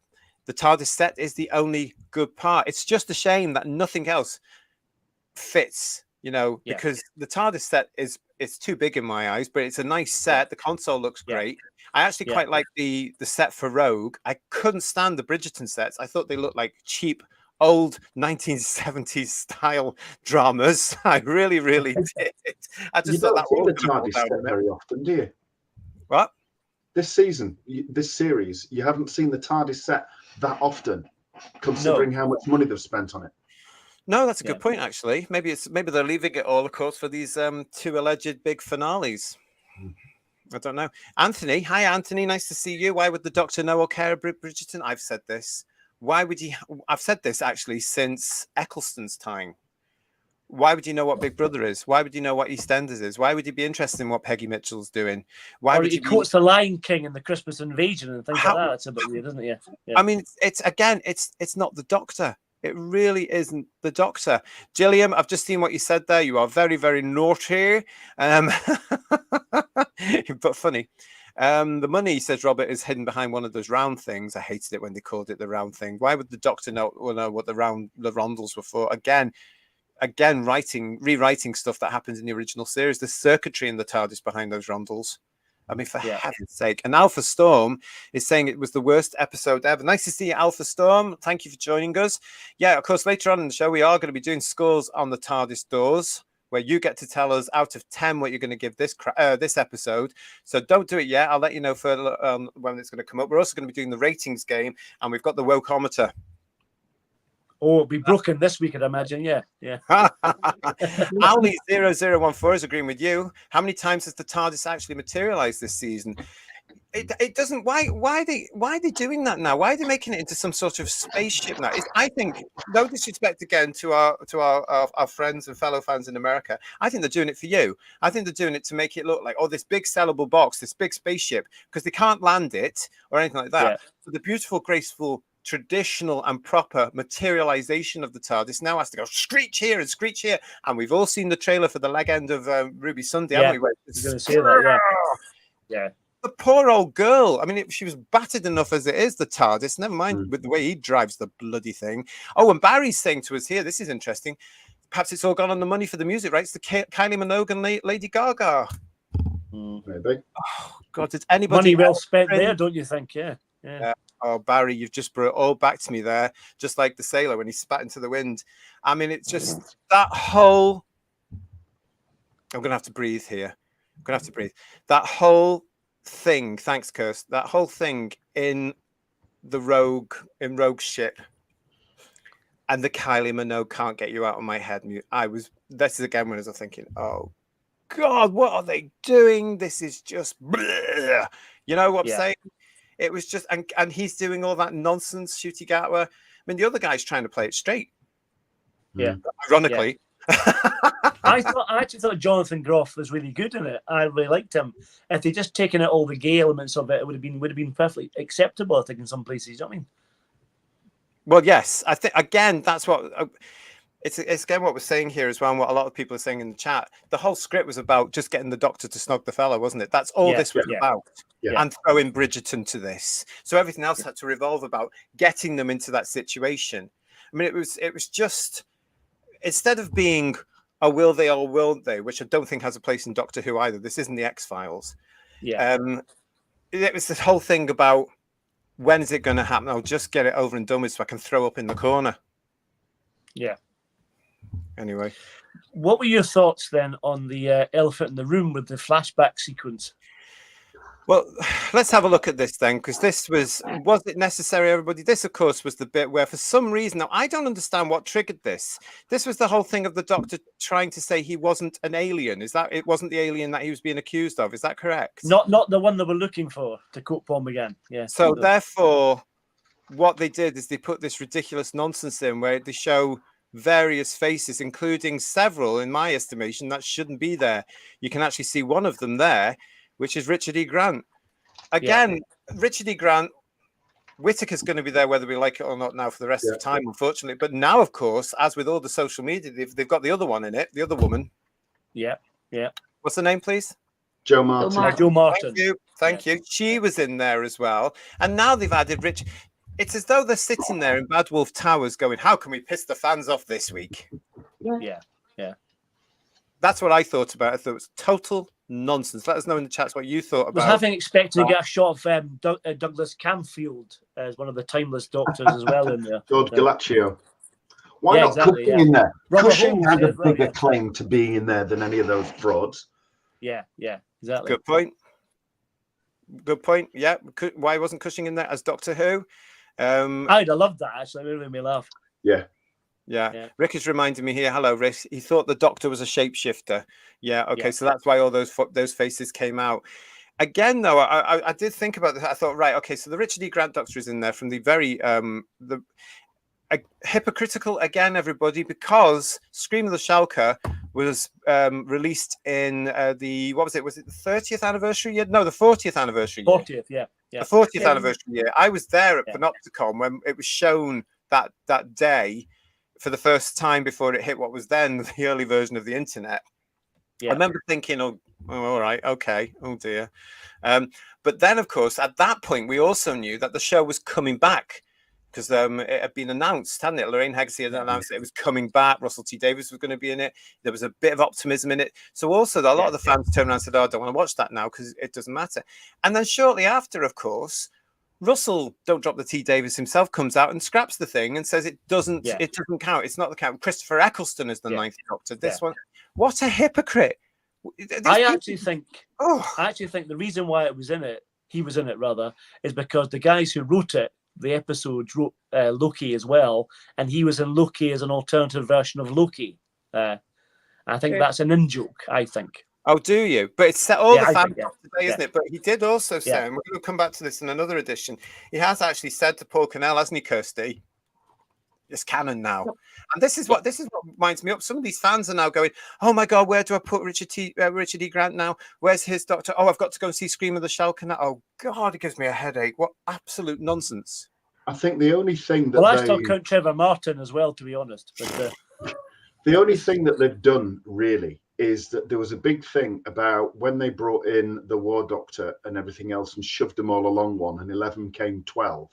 Then when it got to Matt Smith, and that was the end, allegedly, of the regeneration cycle, they've now meant that actually that was the Doctor before, because they've slotted another one in there. So what was all that about? They've bollocksed up their own canon, but it's I mean, we've said it to ourselves earlier today, you know, for a supposed series 1, there's so much back referencing to previous series, both classic and since 2005, that it's absolutely ridiculous.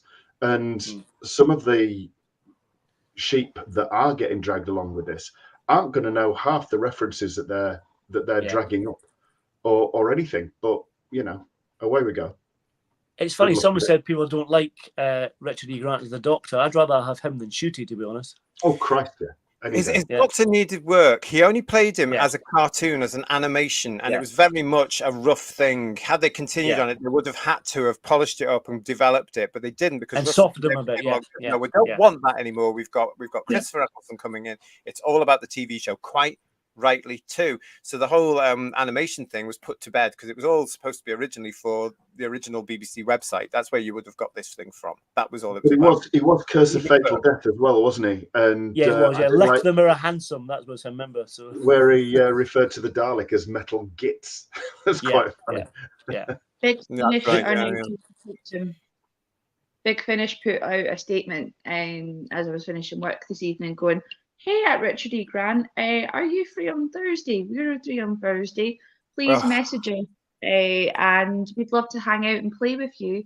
Please message us back, because we hope you're free on Thursday." It was something like that. That's just sad, isn't it? That's just pathetic as well. So there's RTD giving a lifeline to another his other cultish friends, allegedly being able to say, "Oh, look, here's another one for you to do now. You've got the Joe Martin one, you've got this one, you could maybe do Richard E. Grant." I hope he turns around and says, "Bugger off, I'm not interested." Because someone said in the chat earlier, you put up that the doctors were shown out of order.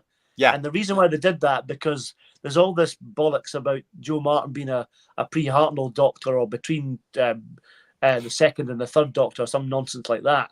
So they put her in so that it's all the Doctors are randomly shown, so there's not a proper order to them. Oh, it's so they just can fit that in, which is pathetic. It really is. It is. It's just stupid now. They've gone too far. It's another reason I just think it's too much now. This whole new version, they've just bastardized the original version completely. As far as I'm concerned, there's going to be 8 Doctors, and that's it. With a push 9, 10, 11, 12. But certainly anything after a Capaldi doesn't count for me anymore. Robert is saying to here, why wasn't Joanna Lumley and Rowan Atkinson in there? DT UK is agreeing with that. Rowan Atkinson too. And Jim Broadbent as well. Yeah, Jim Broadbent. And why wasn't Lenny Henry in there? He's in a bit of trouble today here in the UK in the press for stupid things he's been saying, but that's nothing new. And Douglas Smith is saying, how does this scanner know Richard E. Grant and John Hurt, but the Atraxi in the 11th hour could not? Well, of course, because they hadn't thought up of that at that point. At that point in the 11th hour, there was still 11. They were trying to be courteous to the whole series. So he was the 11th. It's only later on they started playing around with it, and that was only because Christopher Eccleston said no to a bloody series, an episode, didn't he? So they had to come up with something else rather than changing his story. It's just nonsense. Honestly, it's just ridiculous. Terrified Monk, it is nice to see you, but you're having a laugh. JT, did you buy your tickets to see the finale in the theatres? Don't waste your money. Please. Can you please? Terrified Monk, be terrified. Oh yes. Was he going to be the 9th Doctor? Says Melanie West investigates. Yes, in a sense. The whole Yeah. story about this, Melanie, is that the Scream of the Shalka was supposed to be launched at the convention to celebrate the Doctor's anniversary that particular year, as this is going to be the new series. If you find any of the issues or back issues of Doctor Who magazine, you can read all about it. But in a nutshell, they put this down. Then Lorraine Heggessy decided she, God bless her, was going to bring back Doctor Who. Russell T Davies got the job to bring it all back. And Russell T Davies said, right, this is Doctor number 9. It's Christopher Eccleston. We're going to continue it. We're not rebooting it. No, they did. We're going to continue it on. And then he said, Scream of the Shalka does not count. And he got rid of it. And now, being the Hippocratic fool that he is, he's gone back in himself. But they had planned a series of Richard E. Grant stories, didn't they? That was the at plan, least one a year. At least one animation a year. And the animation as well was the sort of stuff we got a few years later or several years later on the DVDs. It was that sort of I think it was based on Flash, wasn't it? It was Flash animation at the time. That's right. Yeah, because that was the only thing they could use on the internet by now. But again, it made Captain Pugwash look animated, didn't it? Exactly. Yeah. We've got all these comments coming in. It's nice to see you. Well, Towns of Wayne Chiang is with us as well. And Moriarty's pointing out David Tennant was the voice of the caretaker of Shalka. David Tennant was practically everywhere before the show came back. I forgot he was in it. Yeah, that's right. Yeah, he did. Jules Sherwood, nice to see you. I hated this episode, not Doctor Who at all. Give me the Visitation any day over the Muppet Aliens. Totally agree. Yeah. And actually, if you haven't seen our review of the Visitation, it's on the playlist. In proper Doctor Who reviews, as I might rename that part of the show, proper Doctor Who reviews, 63. Richard is 63. Richard is saying, I prefer Scream of the Shalka to any new Who any day. To be quite honest, Richard, I'd probably watch it again now, even though I wasn't that impressed with it. I remember at the time not being impressed with it. And everybody was so excited about the fact the show was coming back and it was going to be live action again. Nobody really paid any attention to the cartoon. When it came out on DVD, it was easier to watch than trying to watch it on dial-up, wasn't it? Because it took ages to download it, so that was really hard. But watching it, it's okay. It's not brilliant. It's okay. But... Julia's joining us and saying to us, Doctor Who has now become car crash TV. How bad can it get? It's a great question, Julia, and it's one that I think is going to actually be answered quicker than we actually think, because of course we've got 2 more episodes of this to go. Then we've got the Christmas episode to come. I'm not going to call it special because it's not going to be the Christmas episode.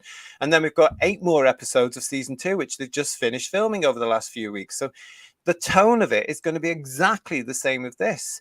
And as we talked about in our headline show on Friday, if this thing now is only getting overnights of 2 something, what's it going to do next year?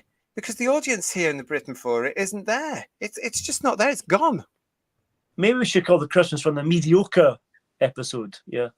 As opposed to special. Yeah.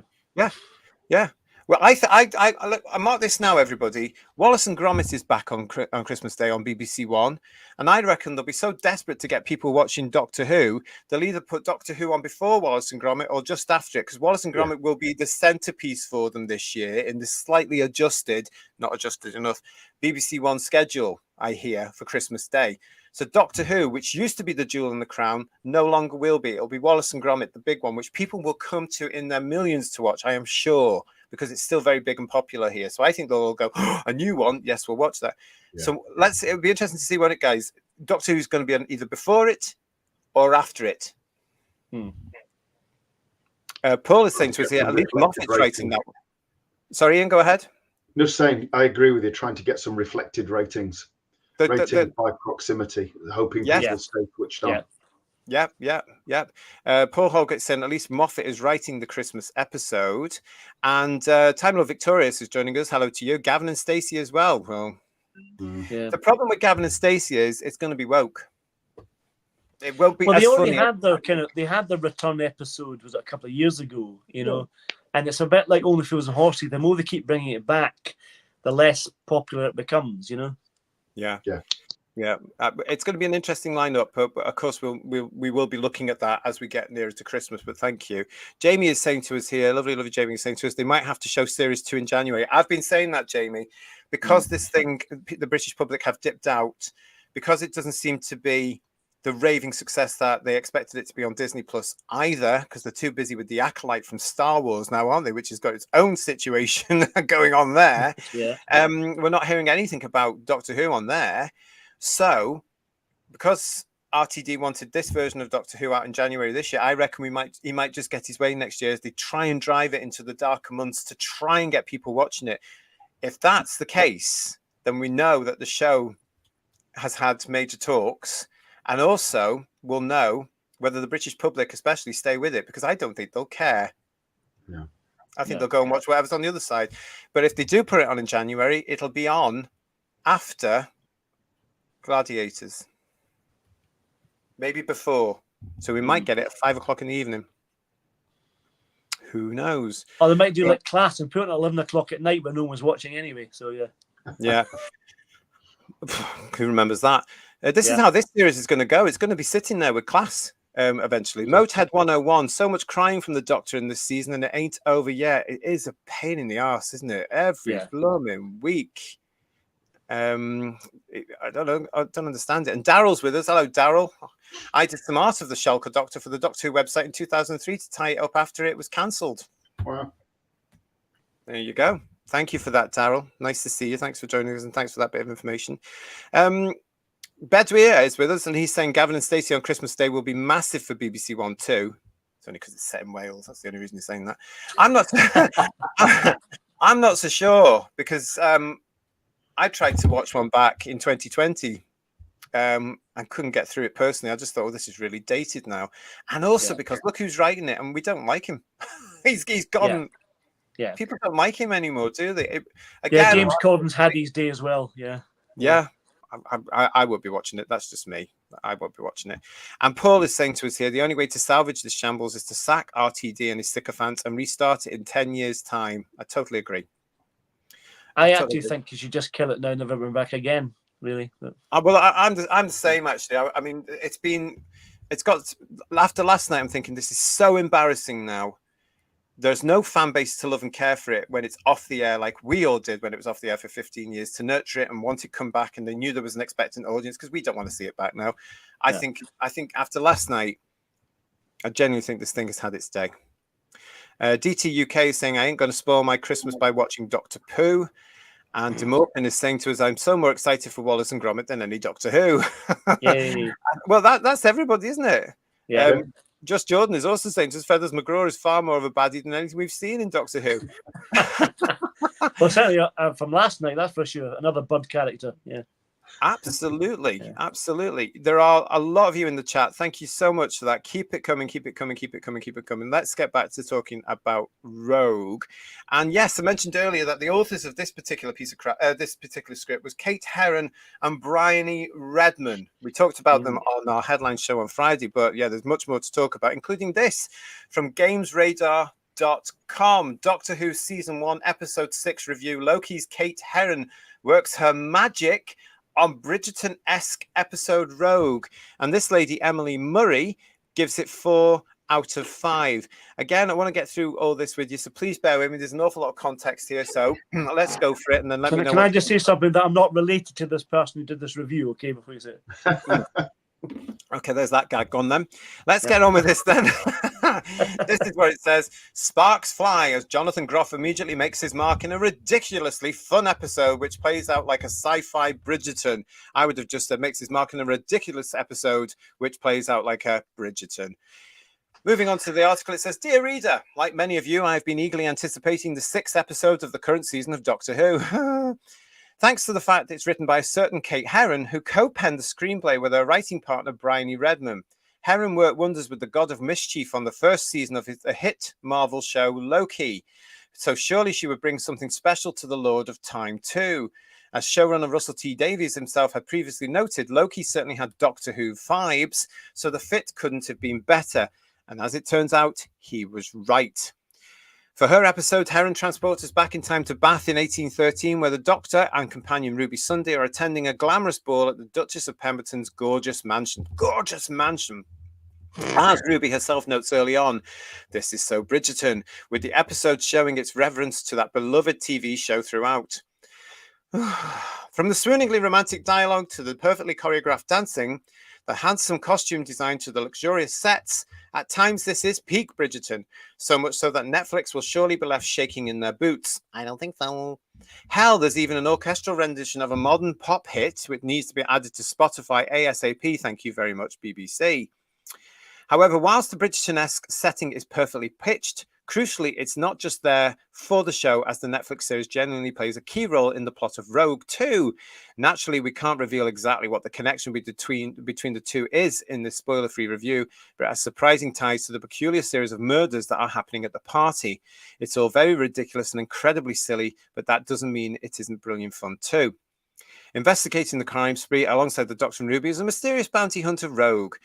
There is a good reason why the episode is named after the character, and he is quite simply the star of the show, easily stealing the spotlight with every charming grin or quick-witted comment, of which there are plenty. Really? I didn't know. Standing alone on a balcony, intensely watching the crowd beneath him, Groff's intriguing stranger immediately catches our eye, and it's the same is true for the Doctor, whose attention is also drawn. Sparks fly the moment the pair meet, thanks to the electric chemistry between Gatwa and Groff, so it's no wonder they instantly run off together to uncover what's really happening at this grand ball. To be honest, if Rogue told me to drop everything and come with him on an adventure upon our first meeting, I would too. The dream duo immediately develop a lively dynamic, continually teasing each other with cheeky remarks. One particularly amusing sequence campily plays out to a Kylie Minogue banger. It's not all joy and laughter, though, as there's a strong emotional beat here too, as the pair connect discussing the loved ones they have both lost on their galactic travels. We see a tenderness to Gatwa's Doctor we haven't witnessed before, as Groff's Rogue beautifully helps peel back the many layers. Our only hope now is that the two meet once again, as being in their company is irresistible. In fact, we miss the pair every time the episode shifts focus away from them, following Ruby as she pursues her own investigation into the scandalous romances playing out within the manor's walls. Whilst it's joyful seeing Ruby living out her Bridgerton dreams, diving into these affairs of the heart, Gibson's companion feels oddly sidelined. Given that the previous two episodes lacked much interaction between her and the Doctor, once again that sprightly dynamic between them is missed. And if you are hoping for further developments in the ongoing mystery of what exactly is going on with Ruby Sunday, you will be disappointed. Finally, Ruby and the Doctor are brought together at the end of Rogue to face the episode's foe, but there lacks a real sense of threat, given how overshadowed the villains have been throughout. They certainly aren't making any best Doctor Who monster list anytime soon. However, not every Doctor Who enemy needs to be a terrifying beast. Sometimes the sillier, the better. It's just a shame this episode's adversary is absurd, but ultimately unmemorable. The same can't be said for Rogue himself, who you will be wanting more of as soon as the credits have started rolling. Writers Heron and Redmond cleverly placed Groff's newbie at the heart of the episode, knowing that the love for him will be felt instantaneously. As the official synopsis teases, he changes the Doctor's life forever, and given how he's destined to become a fan favourite, that will be true for viewers too. Really? Really? She's going to be disappointed if she was going to run off with Rogue, because he's on a different bus, isn't he? So, but I mean, that whole statement at the end there, assuming because of the character being queer, you know, they're assuming there that this is going to be a massive hit with the viewers. Well, firstly, what viewers? And secondly, no, he hasn't been, because yet again, it's something else that has splintered what's left of the remaining fans watching this thing.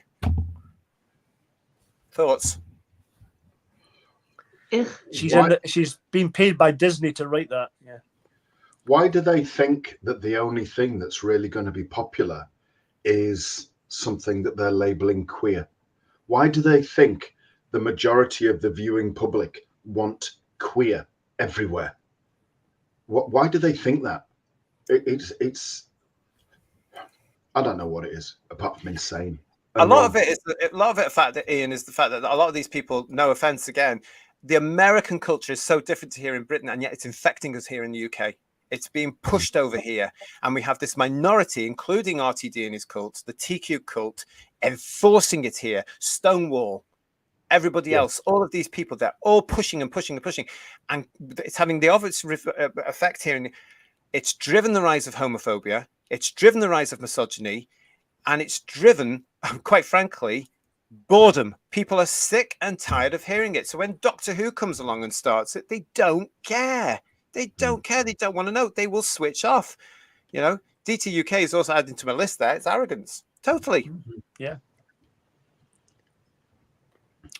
Us in America hate it too, says Terrified Monk. And Mike Disney is saying to us here, queer theory is to disrupt heterosexual stereotypes. Well, the thing is, it's all theory as well. Demorpin wants to know, are these Loki writers American? Kirsty, did you watch their Loki thing? I watched some of season 1 and tapped out. I watched the whole of WandaVision because I liked the character of Wanda and was really disappointed because they never stuck the landing, and it's beginning to be a bit like this as well. And I think they're trying to do the WandaVision vibes as well, with it being inside a TV show and it being viral kind of thing. Yeah. I tapped out episode, I think 4 on Falcon because it was about racism and the white man is bad. And then Loki, after him and Sylvie had the conversation in the train and it was then becoming sexualized, I just went and tapped out. These people are obsessed, aren't they? These people are writers, alleged writers. They've got hold of some franchises or television shows like we've got here with Doctor Who that are beloved. And Doctor Who, let me just remind us, Doctor Who's been around for 61 years. 61 years. Oh, all right. 15 years were off the telly, but it still counts because we had it. And some good stuff was going on in those 15 years. It was reinvented. And then this lot come in and they are obsessed with people's sex lives. They're obsessed with it, aren't they? And they think they're representing people like me. No, you're not. You're actually showing me up. You are showing me up. You are embarrassing me. You're not representing me at all. I don't want you anywhere near me, you virtue signaling, knee-bending freaks. Bugger off. Because you're not representing my community at all well, at all. Robert is saying, destined to be a fan favourite. No, just no. And Duck Soup Productions, how can something be a fan favourite where there are no fans left? Domgo is saying to us, these journos know nothing about Doctor Who. And Demorpin was saying there, all the crying really is pitiful and embarrassing. We've also got here thoughts from Divine Dragon. Shill, shill, shill. I'm still getting that word. It still makes me fun. Laugh. And Neville Watkins is saying, what can you expect from someone who graduated from the DEI School of Writing? Yeah, they talk about, they hint, like in the Dot and Bubble, at unconscious bias. These people are the exact examples of unconscious bias, completely and utterly, aren't they? They are with everything, can't they? If they scream ist, phobe, or ot, it's them. You know, the whole Be Kind Brigade, they're utterly guilty of what they call everybody else. It's usually the ones who say on social media, be kind, and they're posting be kind and love each other and may the force be with you and all that jazz. They're the ones who are the most vicious ones to look out for. Yeah. People just call you ist and phobes under the sun. And because of the be kind thing, they think it's a barrier. Yeah, that's the same with the left in general, though, isn't it? I mean, you just look at things this week because we've got a general election going on, and not discussing party politics or preferences at all. But you've got Sunak going around, you know, and you've got Starmer going around, you know, and then they're allowed to talk and everything else.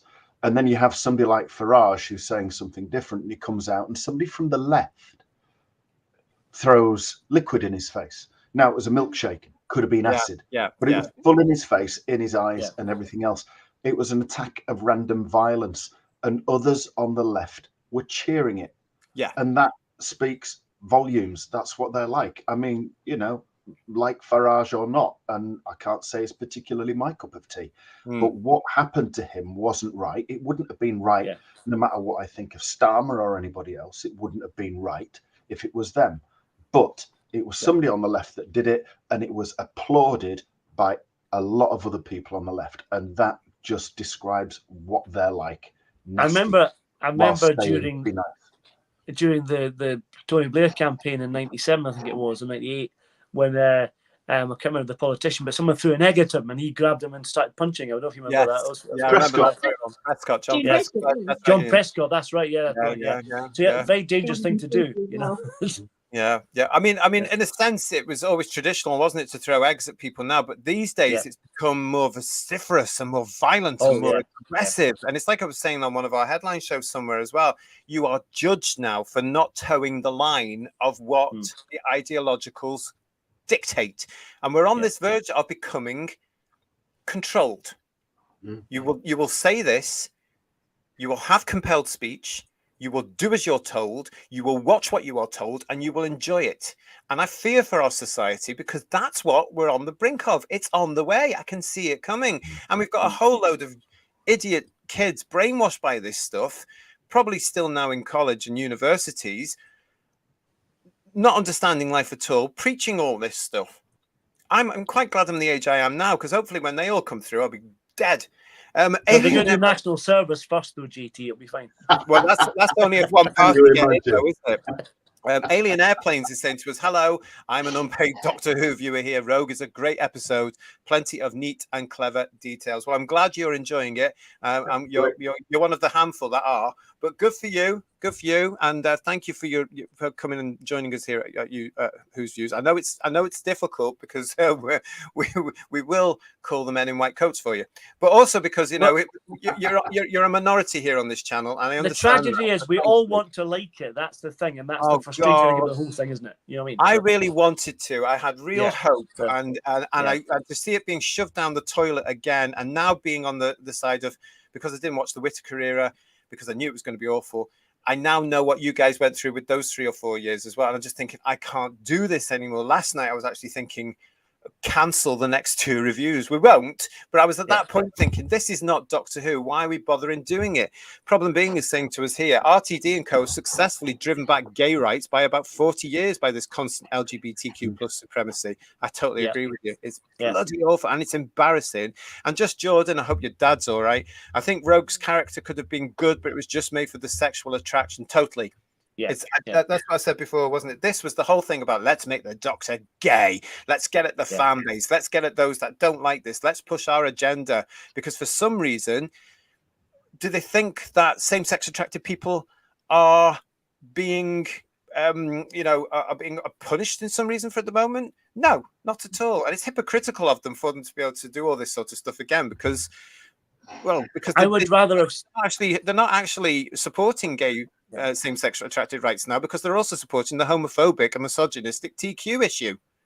How much of a more exciting episode would have been if Shooty and Rogue had a fight with swords or something like the Master and the Doctor and the Sea Devil, something a bit more exciting. You know what I mean? That would be much more exciting to see. You know? Action. They could never pull off that degree of class. They could never pull off that class. But I do wonder. And JT, obviously, you won't be aware of this, but right at the very end of Whittaker's era, shall we call it? Although it's more like a prolonged bowel disease. She's there talking with Yaz, and Yaz has made it very clear now that she's all tonguey, gropey for her. And she's just sat there in that Yorkshire accent. I'm sorry, I can't. If I could, I would, and it'd be you, but I can't. It's like, well, why couldn't you now? Because if Russell T Davies had been this, they'd have been back in the console room on the bed that they already had in there, tonguing and scissoring away like with gay abandon. And I hate talking about this stuff. And it's just. It doesn't. All I can say is, for fuck's sake, that's all I can say. It doesn't even follow its own recent continuity. It's crap. This is uncomfortable. We shouldn't be talking about all this stuff in Doctor Who. We should be talking about how many Daleks he blew up or how many Cybermen he knocked off. Do you know what I mean? Yeah. We shouldn't be talking about sexual activity on a character that is supposed to be an asexual alien Time Lord traveling around in a police box in time and space. The Britishness, the uniqueness of this show has been flushed down the toilet for the agenda. And it really, really annoys me. I am a Doctor Who fan. I don't want this nonsense in Doctor Who. That is not Doctor Who. That is not the Doctor. It's not even written at the Doctor. This is RTD Who, Disney Who. And it makes me sick. And it's embarrassing me as a gay man. Paul Holgate is saying to us here, if in real life you don't see people expressing their queerness everywhere, it's probably more predominant in places like London or with pride rallies. But most of the time it's under the radar. Now, Paul Holgate, with respect, if I may, can I just point out that the use of the Q word is a homophobic slur? It has not been reclaimed at all because too many of us are still around that had to deal with it as we got our heads kicked in the 70s, 80s and early 90s. And I spent years of my life as an LGBT activist getting rid of that word. And it was only used in our own circles. It is now used by attention-seeking, validating wanting heterosexuals wearing nail varnish and who are very, very confused. They will grow out of it eventually and go on and breed and become heterosexual. It's just utter nonsense, but it's nothing to do with LGB. LGB without the TQ. It's a hashtag. There you go. Thank you. And most normal people don't introduce themselves, tell your name, and then give your sexuality at the end of that, do they? Yeah. And if anybody comes up to me and says, "Oh, this is my name and these are my pronouns," yeah, God help you. Yeah. I'm not tolerating that nonsense at all. Thank you very much, Dalek. I love you for that. Nice to see you. We've got Barnaby Bot in the chat as well. We've got Steve Black in the chat. Rob is there with us as well. Thank you all very much. Digby is getting us. And I see you, Digby. Bridgerton is a very silly alternative history with whole chunks of the British aristocracy being black at a time when black people were slaves. Now, that's the thing, isn't it? I said this last night to my family. I said, have any of you watched Bridgerton? And they couldn't get into it either. I watched the first episode and thought, what the hell is this? I was completely confused with it. So I watched some of the second one when it first came out and thought, this isn't for me. This is too chick flicky. I don't like it. I don't like it. Don't like it. I don't like it. So I switched it off. And then I hear things about it.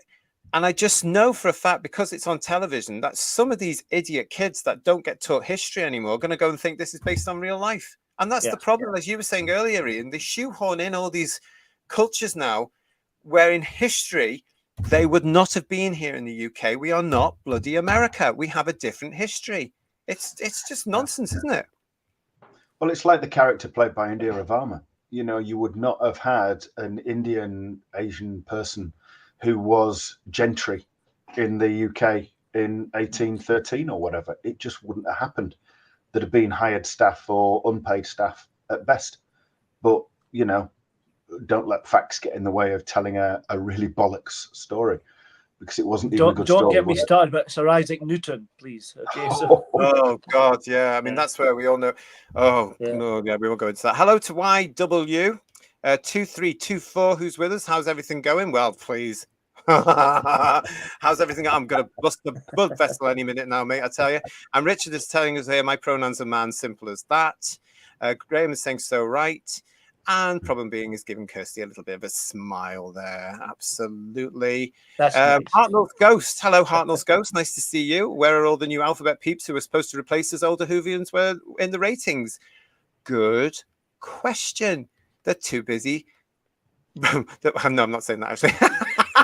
they're like a lot of the people that voted for Joe Biden. They don't exist, do they, really? Oh dear.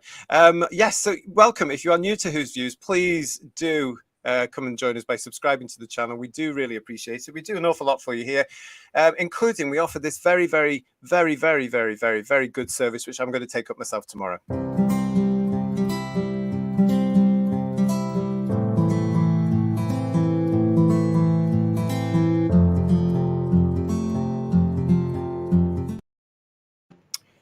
You're watching Whose Views Reviews. We are reviewing Rogue, which was screened last night, or you can be able to get it on the iPlayer or Disney Plus or wherever you get it these days. I don't really care. But we are actually reviewing it. But as with everything in Doctor Who, new, fresh, modern, very whatever you want to call it, Disney Who, RTD Who, it's never that simple because there's so much agenda in the thing. We end up going on tangents talking about the politics of it. I don't think it's actually that easy now, guys, to actually look at a Doctor Who episode that they're churning out for us now and not do that, because it's littered with the thing. Anybody? Yes, definitely. Yeah, without a doubt. There's no story; it's all agenda. That's the problem, isn't it? So, it really is. Story's not even secondary. It's further down the pecking order than that, and that's the real problem. It's sad when you think of all the fantastic stories that they had in the classic era, and there were so many, absolutely so many. 26 years of them. Yeah. But could you imagine? Power of the Daleks with the Dalek production line and everything else, the planet Vulcan and everything realized on this budget. Tomb of the Cybermen on this budget. Dalek Master Plan really spanning the galaxy, on this budget. Fantastic stories, but they've got this budget and they're just pissing it away on this stupid, ridiculous pointless agenda that is shouted out on just about every other platform anyway. It's really sad. It's really sad. All those opportunities just gone. It's like we've said before on this show. RTD had one job, to bring all the fandom back by bringing back Doctor Who. But no, he had to build on what Chimble did, and he had to carry on with it. And he's doubled, tripled, quadrupled down and carried on, because the whole point of this episode, which we're reviewing tonight, Rogue, was to get the Doctor as quickly as possible to this. Now, this, as I've said in the show already, this was full-on, gratuitous, lustful romance. There's no other way. This was enforced. I mean, look at the way the Doctor's gripping that there.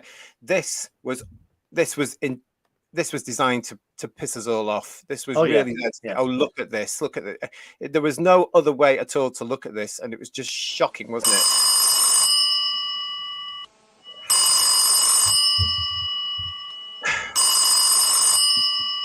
Watching Who's Views reviews. I've got the feeling this might be Mr. Soyboy. What do you think, everybody? I think it could be. Right, let's find. Hello, Who's Views reviews. Can I help you? Hello. I would like to complain about Doctor Who's Views channel, which is nothing more than a echo chamber of reactionary moaners. Right. And this show was not made for you. Did you know that? It's only made for LGBTQ plus people of color. Yeah, well, we know what you can do, dear. Go and dye your hair, I'll tell you, for heaven's sake. We do get these people coming in occasionally, but it's all about that. So I don't know. Thank you for Mr. Soyboy for letting us know that he is loving this, obviously. God. I'm impressed you've still got a 70s landline. It's really good. Yeah. Thank you, yes. Superb, yeah. Absolutely gorgeous, absolutely fantastic. It's a classic, everybody. Yes, as I keep saying, what would John Pertwee think? Yeah. Good grief, madam. Yeah. Oh, this is outrageous, isn't it? If you are new, if you're new to us, you're very, very welcome. You're very, very welcome. It's nice to see you. One of the things we do when it comes to New Who is we have this fabulous bit of AI kit that I spent a great deal of money on with my Uncle Sydney. Oh, my uncle Sydney. Yes. My Uncle Sydney, who's over there, ready to wind the woke-ometer up, aren't you, Uncle Sid? Yes, he's ready there, going for this. He's ready, very ready. Now, what this is very, very, very, very intense part of the show. This is very serious, because what we've done is we've put into the woke-ometer the Rogue episode. Yes, it watches it. It also watches this show, and it looks at all your comments, and then it actually judges the episode between 1 and 10 to see how woke the episode was. It's so exciting. I know you're all gripped. No, that was Shooty Gatman thingy last night. Yes. Anyway, Stony ground. Anyway, so let's put into. Are you ready, Uncle Sydney? Have you got the walnut whip there? Oh, very nice. What about the Angel Delight? Butterscotch, lovely. Throw it in, wind it up. Yes, never mind the butterbean whip. I don't really care about that. And have you put the 50p in? Fabulous. So here we go. The wokeometer, ladies and gentlemen, boys and girls. What is the wokeometer going to judge Rogue on out of 10? Here we go.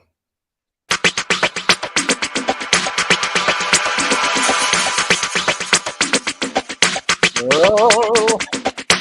Bring up. All out of 10, everybody.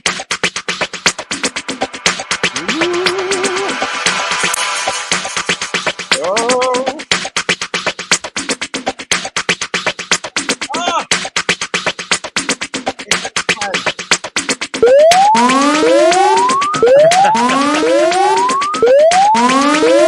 Oh my goodness, it was off the scale. Off the scale for this one. Rogue is off the scale. Is it? Oh, the steam coming out of it, viewers. I tell you, the steam coming out of it. Clear that up. Is it okay? Oh, it's bust the valve. It was off the scale for the wokeometer there, everybody. Oh my God. Are you surprised by that, everybody? Not at all. No. Not surprised. Oh dear. It smells like a Snickers bar has been deep fried in Glasgow. Oh, please. Oh, dearie me. While you're saying about that in the chat, I knew it, says Duck Soup Productions. Bedouir is saying to it, called it. Kev thought that was... Alien Airplanes is saying, woohoo! And so is Lisa. And Divine in Dragon is saying, thought so. Yeah. This is all because of you guys as well, by the way. They're saying all this. Fantastic. And whoop. Whoop, says Graham. Whoop, says Graham. I see some of you putting your scores on the TARDIS doors on. You can come back to that a little bit later. Komodo. Doctor Who was a space odyssey. Now it's an ass odyssey. Nice to see you, Komodo. Welcome to the show. Lovely. That is very funny. And Terry Tease is saying to us, woke meter has broke, or the wokeometer. Yeah, that's the first time it's gone a little bit haywire. Oh dear, my Uncle Sydney's very busy now with a fire extinguisher. Thinks he's it won't be the last, I'm sure. Oh, you know, you just don't know, do you? Because next week, of course, we start all that nonsense there. But there you go. Who, Janus? Yes, I'm saying your name there because Kirsty loves me saying that. So I didn't quite get, what was that name again? Who, Janus? Thank you. Can he hold it, Captain, says Neville Watkins about the wokeometer. And Dalek, I love you. Go wokeometer, grow wokeometer. If it breaks, I won't be happy because it cost me pennies that day, to tell you. Domgo is saying, was that woke or crap meter? Bit of both, I think. And yes, it did break. Yeah, Terry Tease is also saying, what a shocker.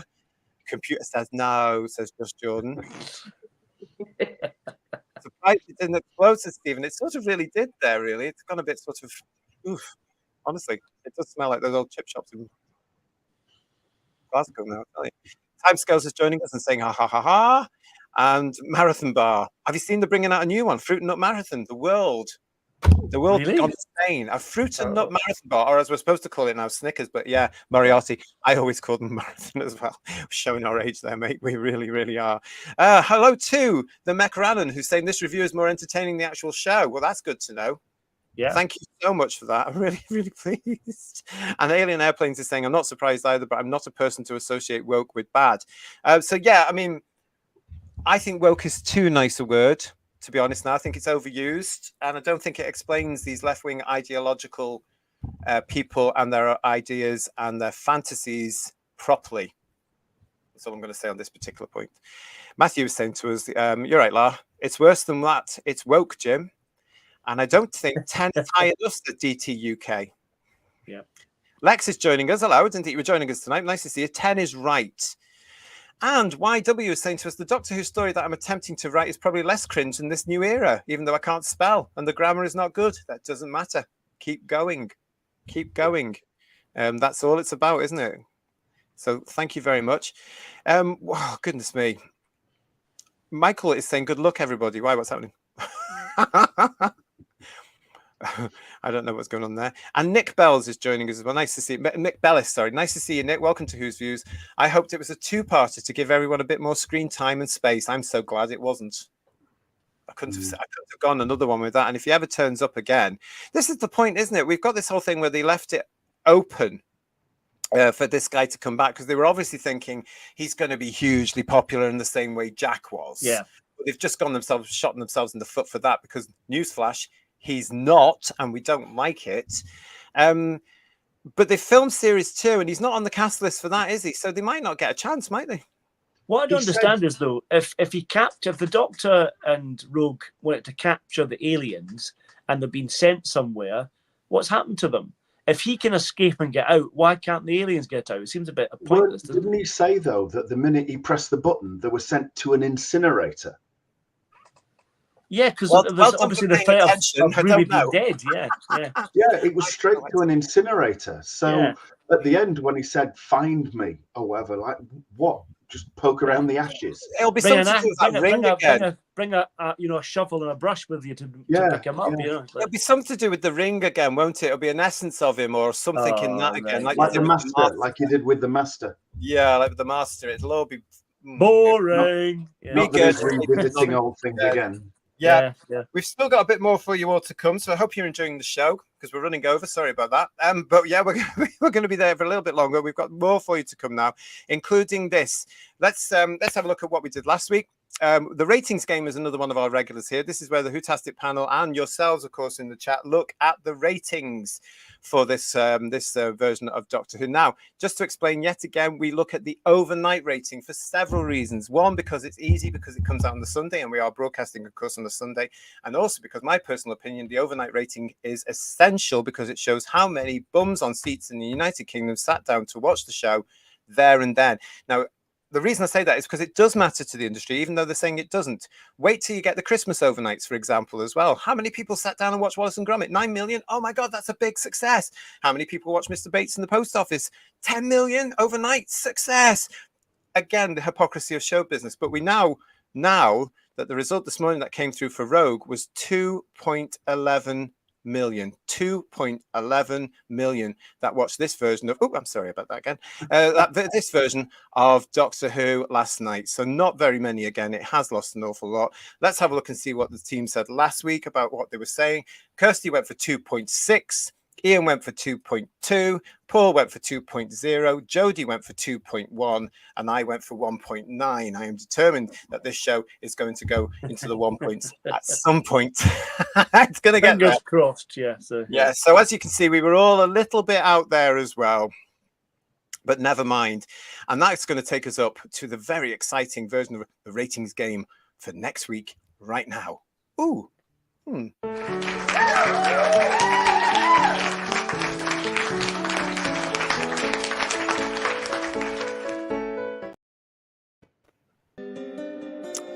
Okay, so this is where I get to say to the Whotastic panel, what do you think the overnight rating will be for next week, the first in the two-part finales, which they're bigging up again. I guarantee you there'll be more press about that this week. It's called The Legend of Ruby Sunday. Okay, now, Jodie can't make it with us tonight, as you can see, but she has sent me a hell of a lot of opinion about last night's episode, and she's also given me a rating. So she said, basically, let's start with this one here. I feel that people saying that Ncuti Gatwa is the Doctor haven't thought about the legacy of the program at all. Yeah. And they sexualized a hero from a children's program who formerly could be identified by everyone and is now appropriated for a political agenda. Then she comes back and says, you will hate me though, but there were elements of it I actually quite liked. I absolutely hate the sexualization of the show and of the Doctor. I did like sort of separate elements out of it, just not the whole.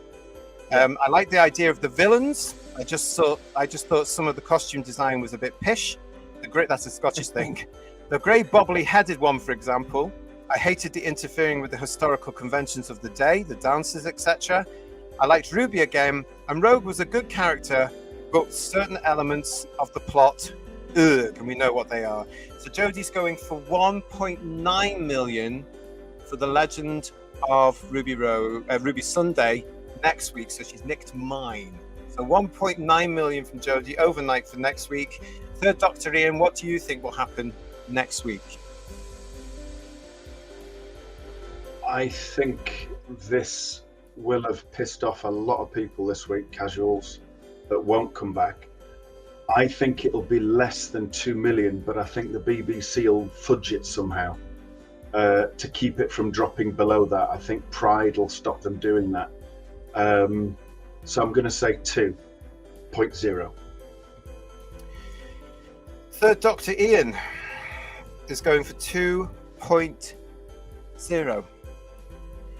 Kirsty, Lady of the Chat, what do you think is going to happen next week? I do concur with my colleagues here, and I think they'll budget. I think it'll go down mega, and it'll just be a PR dumpster fire. So I'm going to go for 2.2. Right, Kirsty is going for 2.2.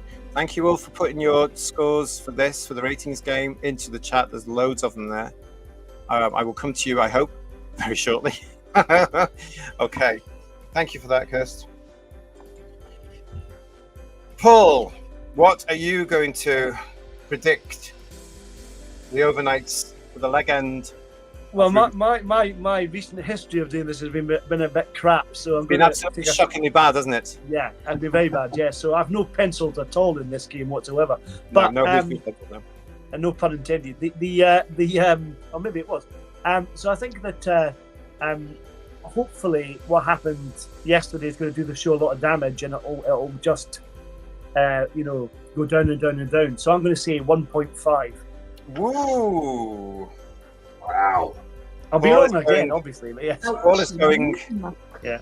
Yeah, you're right, Kirsty. Paul is going for a humongous drop, which is probably more akin to what could happen next year, of 1.5 million. Isn't this exciting, everybody? My nipples are going like football studs right now. From my point of view, I am determined that this version of Disney Who and RTD Who is going to fall below 1 million, even if I have to get around there and switch everybody's television sets off around this country. So I am going to say yet again, even though Jodie said it, and she's copying me all the time, I'm going to say 1.9 as well. Let's head to the chats. And I'm going to start with Garbage, who says 2.11 million, be half that next week. So are you going to say 2.11, Garbage? And Simon is saying to us the show will dip to 1.2 eventually. Problem being is saying to us 1.8. Why could you saying to us this is very serious, actually. Matthew is saying to us 2.08 million next week. Oh, and Moriarty is saying those 5 million people in the cinemas won't be counted. That's going to be the week after as well, don't forget. We will be talking about that next week, obviously. The cinema thing. Barry Stroud is saying going to go sub 2 million. Okay. And Daryl, 2.0. Mike Disney, 1.9. And Robert is saying 2.03. TARDIS Travels, 2.50 million. And Duck Soup Productions is saying below 2 million for the first time, 1.9. Who was that? Melanie Weston Investigator said, I said 2.4, so I'm going with 1.8 this time. And Domgo is saying 1.5. Oh, look, you're not alone, Paul. Yeah, there you go, yeah. Oh, there I go. That's something for you to cheer you up. Divining Dragon is saying 2.0. Paul Ashworth is saying 2.2. YW 1.0. And Doug Smith 1.99, but maybe I'm just hopeful. I think you certainly are. 199. That's all it's worth. Yes, exactly. I was going to say that. You can get certain chocolate bars for that now. Yeah. Yes, that's exactly what we're calling it, Steve Black, the leg end of Ruby Sunday. Imagine what my graphics are going to be like. 1.9 million for the next Abomination, says Paul R. Backup says 1 person. And Just Jordan. Dad and I are both saying 2 million. 2 million, okay. 1.9 says John. Thank you, John. And Richard is saying The Legend of Ruby Sunday will garner 2 million viewers overnight. Do we actually think anybody now cares it's the finale? Also, don't forget as well that there's footy ball on next week, apparently. Quite frankly, I'd rather watch a lot of fit lads running around in shorts kicking a ball for no reason at all, rather than this crap. There you go. Andy Kidd is saying 2.3. And Crimpoline, 2 million. Lisa, 2.0. And Raymond is saying 1.85. TARDIS Travels is saying to us, I don't think it will go under the 2 million mark. Maybe not, but as I say, I'll go around everybody's television and nick their plugs if I have to. Jules Sherwood is saying, I'll say 1.8 million. Problem being is also saying 1.8. Talons of Wayne Chiang, 1.8. Jamie Knight is saying to us 2.3 million. More viewers than a Sue Pollard documentary concentrating on her time on Oh, Dr. Beeching. Oh, I watched that. Is that on? I love that show. I love her. With Kath Hart. I love her. She's fabulous. Divining Dragon is saying, really, it should be 0.0, but there are Shillow files out there. And Tyler Durden Smile, nice to see you. How many of us are watching it to see how crap it is? Are we perpetuating our own misery? Yes, we bloody well are, but we're doing it for the sake of art and this show. Yes, we are. And I can't wait to get back to proper Doctor Who in the next month. Demorpin is saying 1.9. Thank you, Just Jordan. Yeah, we got that. And Tyler is saying to us 2.0. Alpha Storm, you're very, very naughty. Go and sit in the corner. And Paul Rose is saying to us, hello, Paul. Nice to see you. Welcome to Who's Views. I hate to say it, but I'd rather not have the show on air than this. Long rest period required, then a retcon, or leave it dead before it's tarnished anymore, if possible. Totally agree with you, mate. Thank you so much for your comments. Yeah. Gilliam is saying to us 2 million. One, because I'm not watching. And welcome to F68 Photography. Nice to see you. Thanks for joining us. 2.11 million people watching this. It'll be lower next week because the Euros are on ITV. That's what I'm thinking as well. 1.8 says Lex. Thanks, Lex. Any more for any more? Let's have a look in the chat. Any more for any more? Oh, and Sean, thank you so much for this, Sean. Love this show. Happy to have had my name associated with it in the chat. Oh, that's nice. Thank you, Sean. That's and we're glad lovely. that you're there. We're glad you're there. 2.3 from Komodo. Nice to see you. Thank you for that. The Legend of Ruby Murray on a Saturday night. That sounds like a song from the 70s. Domgo says if they continue to lose enough hardcore fans, it could be down to 1 million. Yeah. And hello and welcome to Who's Views, to Odd Tour Man. I really love this season. Maybe I'm the only one. You're not. There are a few of you. There's about 6 or 7. I'm a big new Who fan. Watch series 1 to 13 over and over. That's fine. Don't worry. Yeah.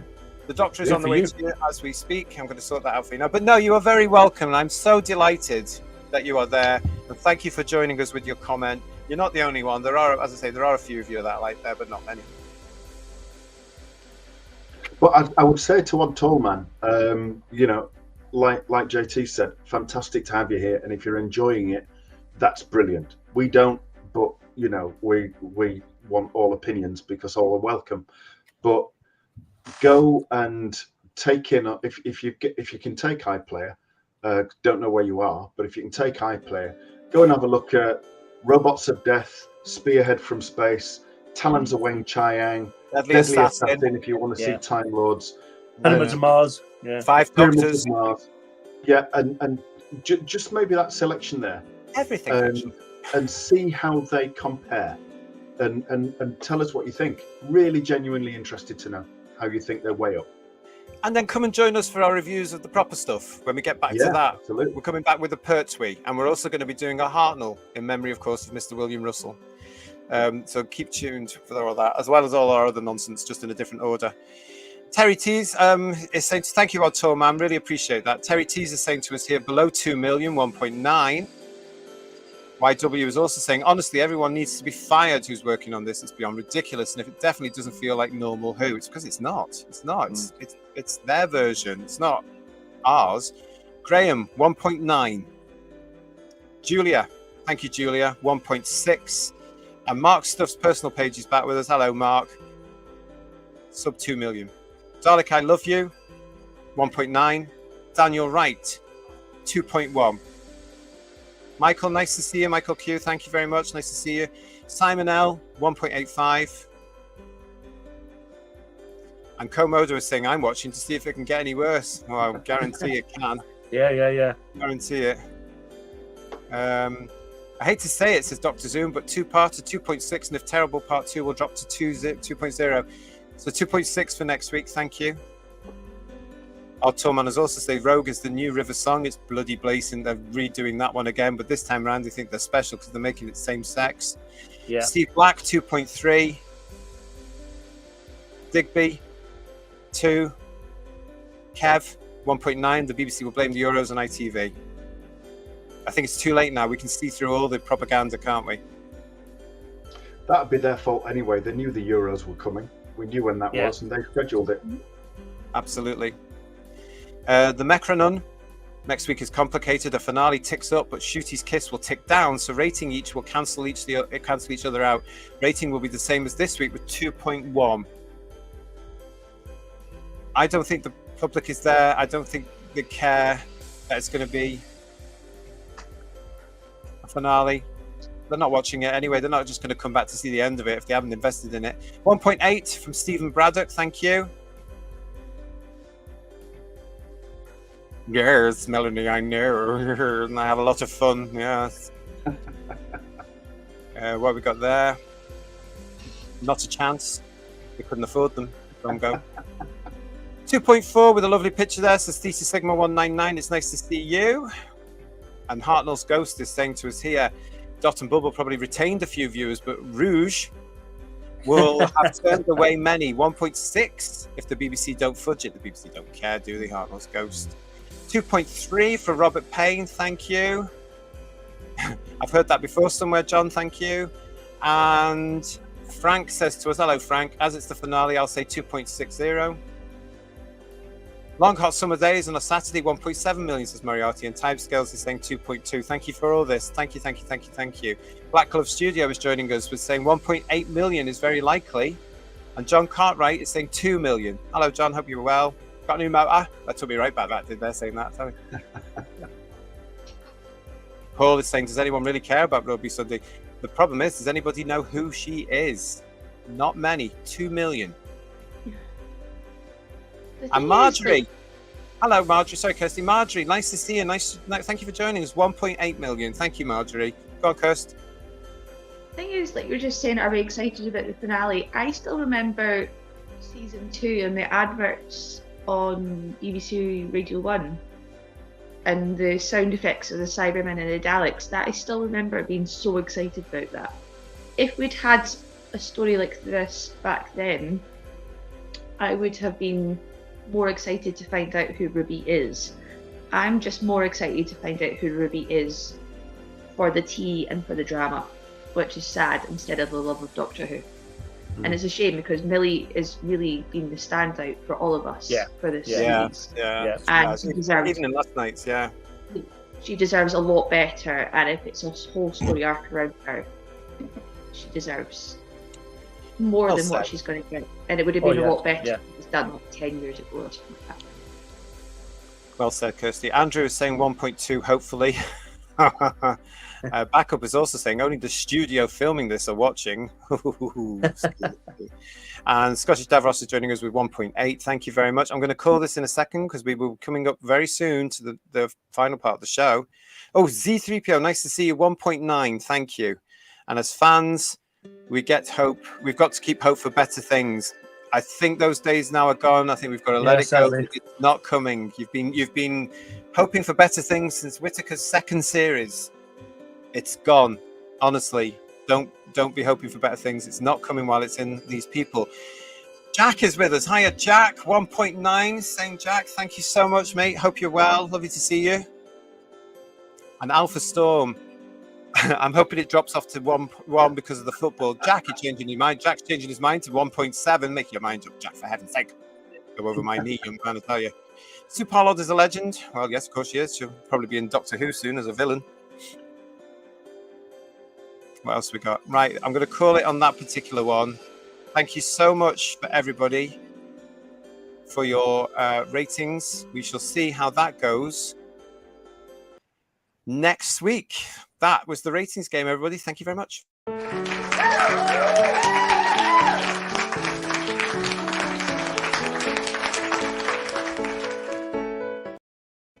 We're coming up towards the end of the show, but we've got a couple more stories for you. Hope you are still joining with us and hope you're enjoying it. I'm so sorry we've gone well over time, but I cannot leave this issue of Doctor Who and our reviews on this edition of Rogue without mentioning our old friend, of course. Oh, yes, because she is back, isn't she? And if you're wondering who I mean, it's this lady here. Asia Iftikhar, yes, alleged journalist from the wokest newspaper, the most far-left ideological piece of crap, you wouldn't even wipe your ass with it, the Metro. Yes, this is the free newspaper we've mentioned several times here on this channel that is left because of a reason on buses and tubes in many cities, obviously mainly in London, but it's also mainly London-centric with London-centric nonsense in their head. And this young lady shows it all. Look at this.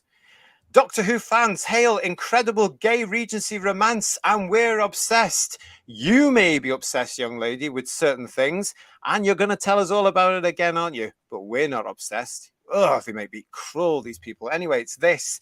Doctor Who Episode 6, Rogue Rouge, centered a heartwarming LGBTQ plus storyline as the Doctor fell in love.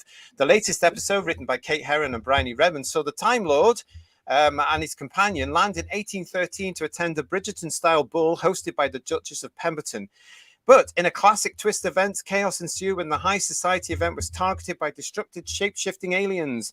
The Doctor and Ruby get separated after Ruby goes after distressed debutante Emily Beckett, who appeared caught up in a lover's feud. Ugh. Meanwhile, the Doctor is captured by a mysterious man on the balcony, Rogue. After a tension-filled back and forth on the balcony, the pair headed outside. As they tried to ascertain who the real enemy is, the Doctor was brought to Rogue's ship and discovered he's a bounty hunter with a penchant for Kylie Minogue's Can't Get You Out of My Head. After a truly camp boogie to the tune, it wasn't really, both soon lowered their guards and went to the TARDIS for some deeper conversations. It's here we discovered Rogue is grieving the loss of his partner, and as both bond over their shared trauma, we see the first spark of something more. In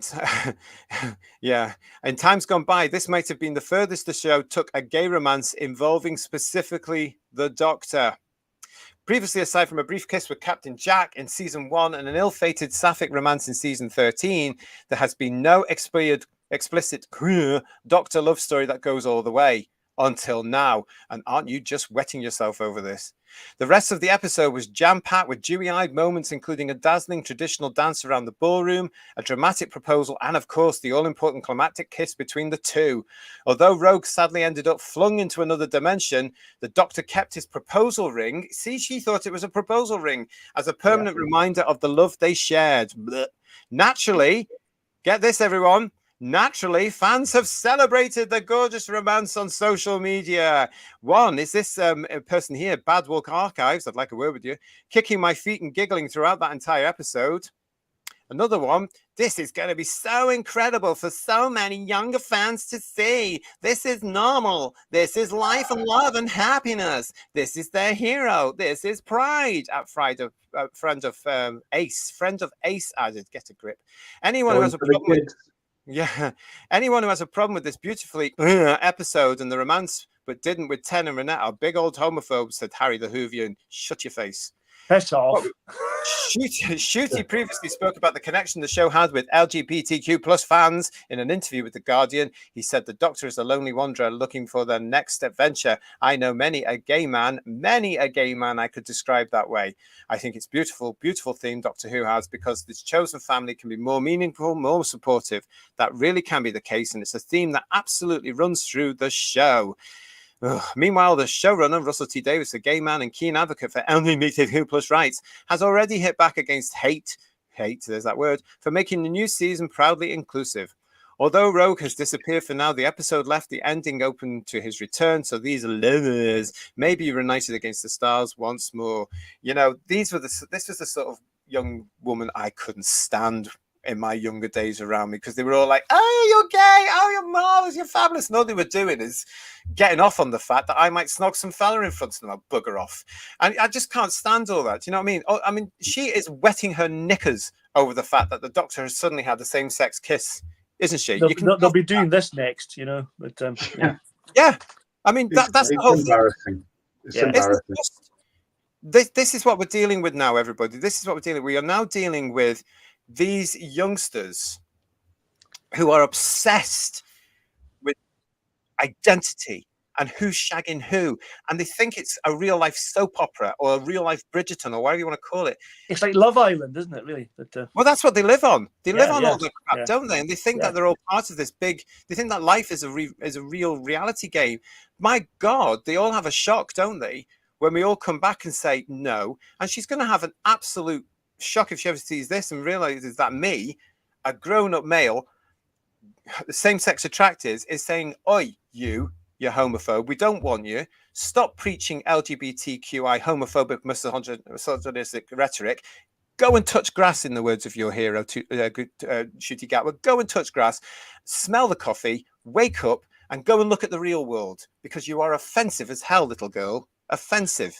I mean, what they're glorifying is that this episode, which took place probably over a 2 to 3 hour period, is sort of like saying, yeah, this is really good. This is really positive. Meet a total stranger who initially holds a weapon to you and try and shag them. Go for that, kids, because that way leads to happiness. That's the message. And unfortunately, there's a lot of vacuous knobheads that would go and do that. Yeah. If I was single, you know. But... Oh dear. Starship Alvis, nice to see you. Welcome to Whose Views. The ratings will be under 2 million and next week less than that, especially when people are going to read that nonsense on the Metro or in the Metro, wherever it's going to be. Paul wants to know, is she the idiot who said Doctor Who was never made for straight-weight men and promptly saw the Metro website? Paul? Yes, she is. That's why she's one of our favourites on here. And I've got my beady gay eye on her. I can tell you, because she's offensive as hell and she doesn't realise it. You know, she's absolutely, she makes me, I know I might have to go and bathe. Actually, you know, that sort of feeling. Yeah, good of a shower, yeah. Exactly. Talented Wayne Chang said this, fetishing gay men, that's exactly it. And it's very annoying. Stop it. We don't like it, but they are obsessed with this. That's their whole cult as well, this LGBTQIAA, BBC ITV channel for any other acronym they want to put in on, depending on what day of the week it is. That's what they are. They're obsessed with all this crap. And it's just offensive as hell, isn't it? You know, I just can't be done with it. But that's who she is. But I've got my beady eye on her. Yes, YW, correct. This is normal. Yeah, exactly. Back up. Yeah, this is. I mean, I understand what she's trying to say, but this is the problem with the virtue signalers. They're not saying it properly, and they don't have the full picture on anything. Not just on the whole LGBT versus LGBTQI plus thing. They don't understand that. But the fact that they use the word hate all the time, and they will look at people like all of us here having this discussion, and I am the wrong sort of gay. So is, if I may say there, so is my friend Lee in the chat there. We are the wrong sort of gay because we call them out by saying, do you realize how hypocritical you are? 1 minute you're telling your lovers, and the next minute you're telling us that we should be dating and more the opposite sex, i.e., you know, not the dance group, not Pan's people. Rhymes with that, sounds like, you know. You need to Google that one, Custy. Yes, exactly. Arlene. She was fabulous. I forgot you were a dancer. I forgot about that. Sorry. Yes, you'll know about that. Steve is saying here, Metro Sue. What BS says Dom Go? Sam is saying what you guys were saying. Lovely share. They only knew each other for 2 minutes. I know, it was just so. Ugh. Steve is saying she needs some carrot juice. Not reading that one out for those of you on the podcast. You'll have to come and watch the show. And she's excelled herself this time, said Neville. Yeah, absolutely. Let's have a look. Oh, yes, there's some politics coming in there as well. You are absolutely right with it all. Yes, that's the problem. People from a certain area of the world. Yeah, it's like all this queers for you know where. Go over there then and tell them that you're supporting them. See how long you last. Stupid people. Sean is saying they're bloody disillusional. Shooty is a idiot. Yep. But the problem is, this is the next. She's an alleged journalist. This is the next. Alleged. Yeah. Well, in my eyes, alleged journalist. Yeah. This is the next generation that is supposed to be going to be taken over.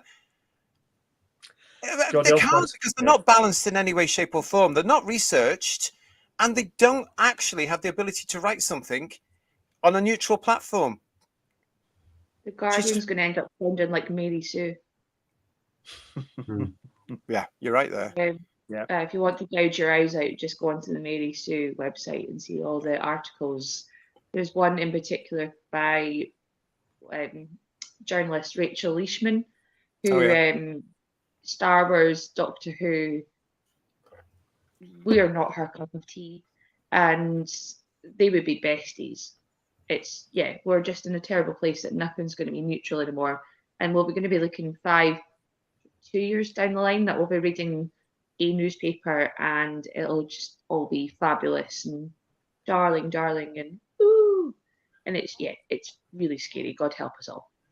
Yeah. The thing is though, you do see it is cyclical, isn't it? And you do see already coming through some pushback on this, some younger elements that have got a little bit about them that are a little bit more switched on. And I think if this is the people like her come to more to prominence in a few years' time. But this other lot are coming behind that, and if they've got a lot more about them, they'll wipe the other lot out. They'll just crush them and wipe them out. And the sooner that happens, the better, because we know they have no mental resilience. So if they have, instead of constantly poo-pooing us older ones this end, if they have younger ones coming up behind them who really, really, really go for them, they won't have the mental resilience to cope with it, and they'll just be crushed, and it'll be great. Yeah, I hope so, because I have seen some of this coming from the younger generation as well, who are looking naturally, as you tend to do, the rites of passage at the ones before them, going, "What a load of old plonkers! We're going to change all that." So I am hoping that, you know, this lot are short-lived. So that comes, because it's not all of them. I want to make that very clear. It's not everybody of that age group. I mean, you know, we know that. I mean, you know, Jack and Kirsty on our channel, for example, are not part of that. You know, we know of plenty of young people that are not like that, but they're going to need all the support they can, and at some point they'll be on their own, because we won't be here to do the good old-fashioned British common sense and supporting them, because we're going to have to die out. It's the law of nature, isn't it? But we've got to support those sensible ones as much as we possibly can now, to say you're on the right track, keep going. Don't be dictated to by these arses, and just, you know, get rid of them as soon as you can. I just fear for them, though, because it's a hell of a culture fight they're going to go on. Society will be fighting. We've started it now. It's going to carry on for quite a while. One Shot One, nice to see you. Welcome to Who Views. They think they are doing something new. It's like kids dressing as goths and thinking it's a new fashion. It's so boring. Absolutely. Yeah. We did it all. We did it all. And we did it when it was relevant and it mattered, you know, especially when it came to things like rights. Women's rights, which are under attack on a daily basis right now. The gay rights, you know, I was on the front lines of those in the late 80s and then through the 90s. You know, it mattered. Those things mattered. Now they've just created problems to solve them because they're bloody bored and they've got nothing else to do. Matt the Silent Wee Music King is with us as well. Nice to see you. Graham is saying to you, Ian, so true. And Steve is saying the mini metro, and getting minier every day. Thank you all for your comments on that one. Right. Okay, let's move on from that one. I hope you enjoyed that bit. Oh, Glenn is here. Hello, Glenn. Nice to see you. I instantly thought Captain Jack. I wonder if Jack was still allowed in Doctor Who. The Doctor would have come onto him. Captain Jack is gone. This is his replacement. You know, John Barrowman is problematic for these people. Jim the Casual, nice to see you. Welcome to Who's Views. Has anyone actually had to sit down, talk with RTD and just said, do you really know why we are upset? No, of course they haven't, because he'll eat them alive. You know, he'll eat them alive. He won't care. He's above criticism, and he seriously believes, with some justification, that nobody will stop him. Yeah. And he's in an echo chamber where everybody's blowing smoke up his ass anyway. Totally. And you'll be surprised the ratings are tanking probably as well. Yeah. I'm hoping there are real meetings going on here saying, what have you done? But again, like Ian say, I mean, we've said on the show, he has said it, no one can stop him. He is very, very powerful.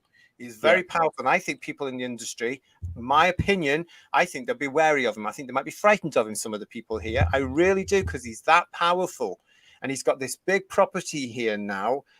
And look what he's done with it. And not one of them are turning around at any time during the pre-production, getting ready for this, to be able to say, should we really be doing this? Do you realize we're going to alienate our audience? A huge amount. I mean, it's pretty obvious, isn't it? Yeah. I don't know. I think it's frightening. Right, let's have a look and see what's going on here. Problem being is saying to us here, none of these idiots cared or watched Doctor Who or any sci-fi stuff until it was taken over by their cult. They hate Doctor Who and sci-fi. They just want infantilizing titillation and soap opera.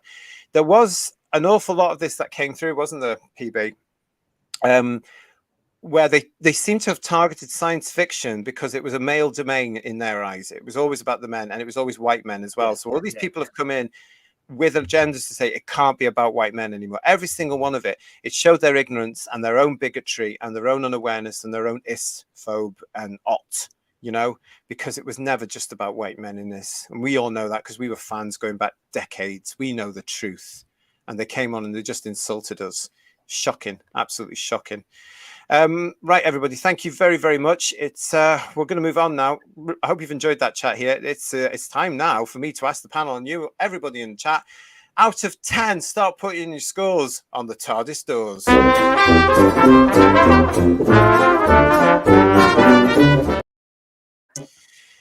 Brilliant. So yes, if you're new to the channel, very welcome. I hope you've subscribed. Please do. If you have, it's free to subscribe. All you have to do now is in the chat, out of 10, put in your score for Rouge, Roger, Rogue. Put it all in now, and I will try and keep up with you. Thank you very much, everybody. It's all coming through there now. Anyway, oh gosh, you're kicking. Oh god, yeah, it's really getting busy already. So we'll go from there. Okay, and I'm going to start with Paul. Paul, can you give me your scores on the TARDIS doors for Roger, Rouge? Well, to quote Jodie, I would say Pesh, basically. But I think I'm going to give it 1 just for the fact we got a tribute to William Russell at the end. Oh, okay. Okay, so 1 out of 10 on the scores on the TARDIS doors for Paul, for Roger, Rogue. Jodie, by the way, is giving it 4 out of 10. Oh, right. Because, as she said there, I hated all the sexualization, but I just did like those separate elements. I'm going to give it 4 out of 10. So I think that's very, very good. As she does also want to know, what were the monsters' motivations? What was the gossip about? And why a wedding? Just why a wedding? There you go. That's from Joe. Thanks very much for that, Joe. Kirsty, lady of the chat, what are you going to give Rogue, Roger? In the words of Catherine Tate Nan, or a load of all shit.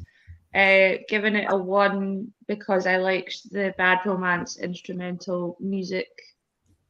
The Lady Gaga bit orchestral. It was nice. There's another one I'm not talking to. Thank you very much. You're giving it a 1. Let's go on the TARDIS door. All right, third Doctor Ian, what are you giving Rogue? I'm going to give it 10. I'm going to give the caveat to that, which is I'm taking the 1 away. So it's 0 for me. I thought he'd lost it for a minute there. Yeah. He was all giving you a little bit of a shock there. Yeah. Okay. So Checking you were all still awake. Yeah, make sure I was been a long show, but hopefully it's been a fun one. 0 from Ian. This, I have to point out, if you are new to our channel, that this version of Doctor Who has had more zeros on our scores on the TARDIS doors feature than anything else we have done in the year we've been going.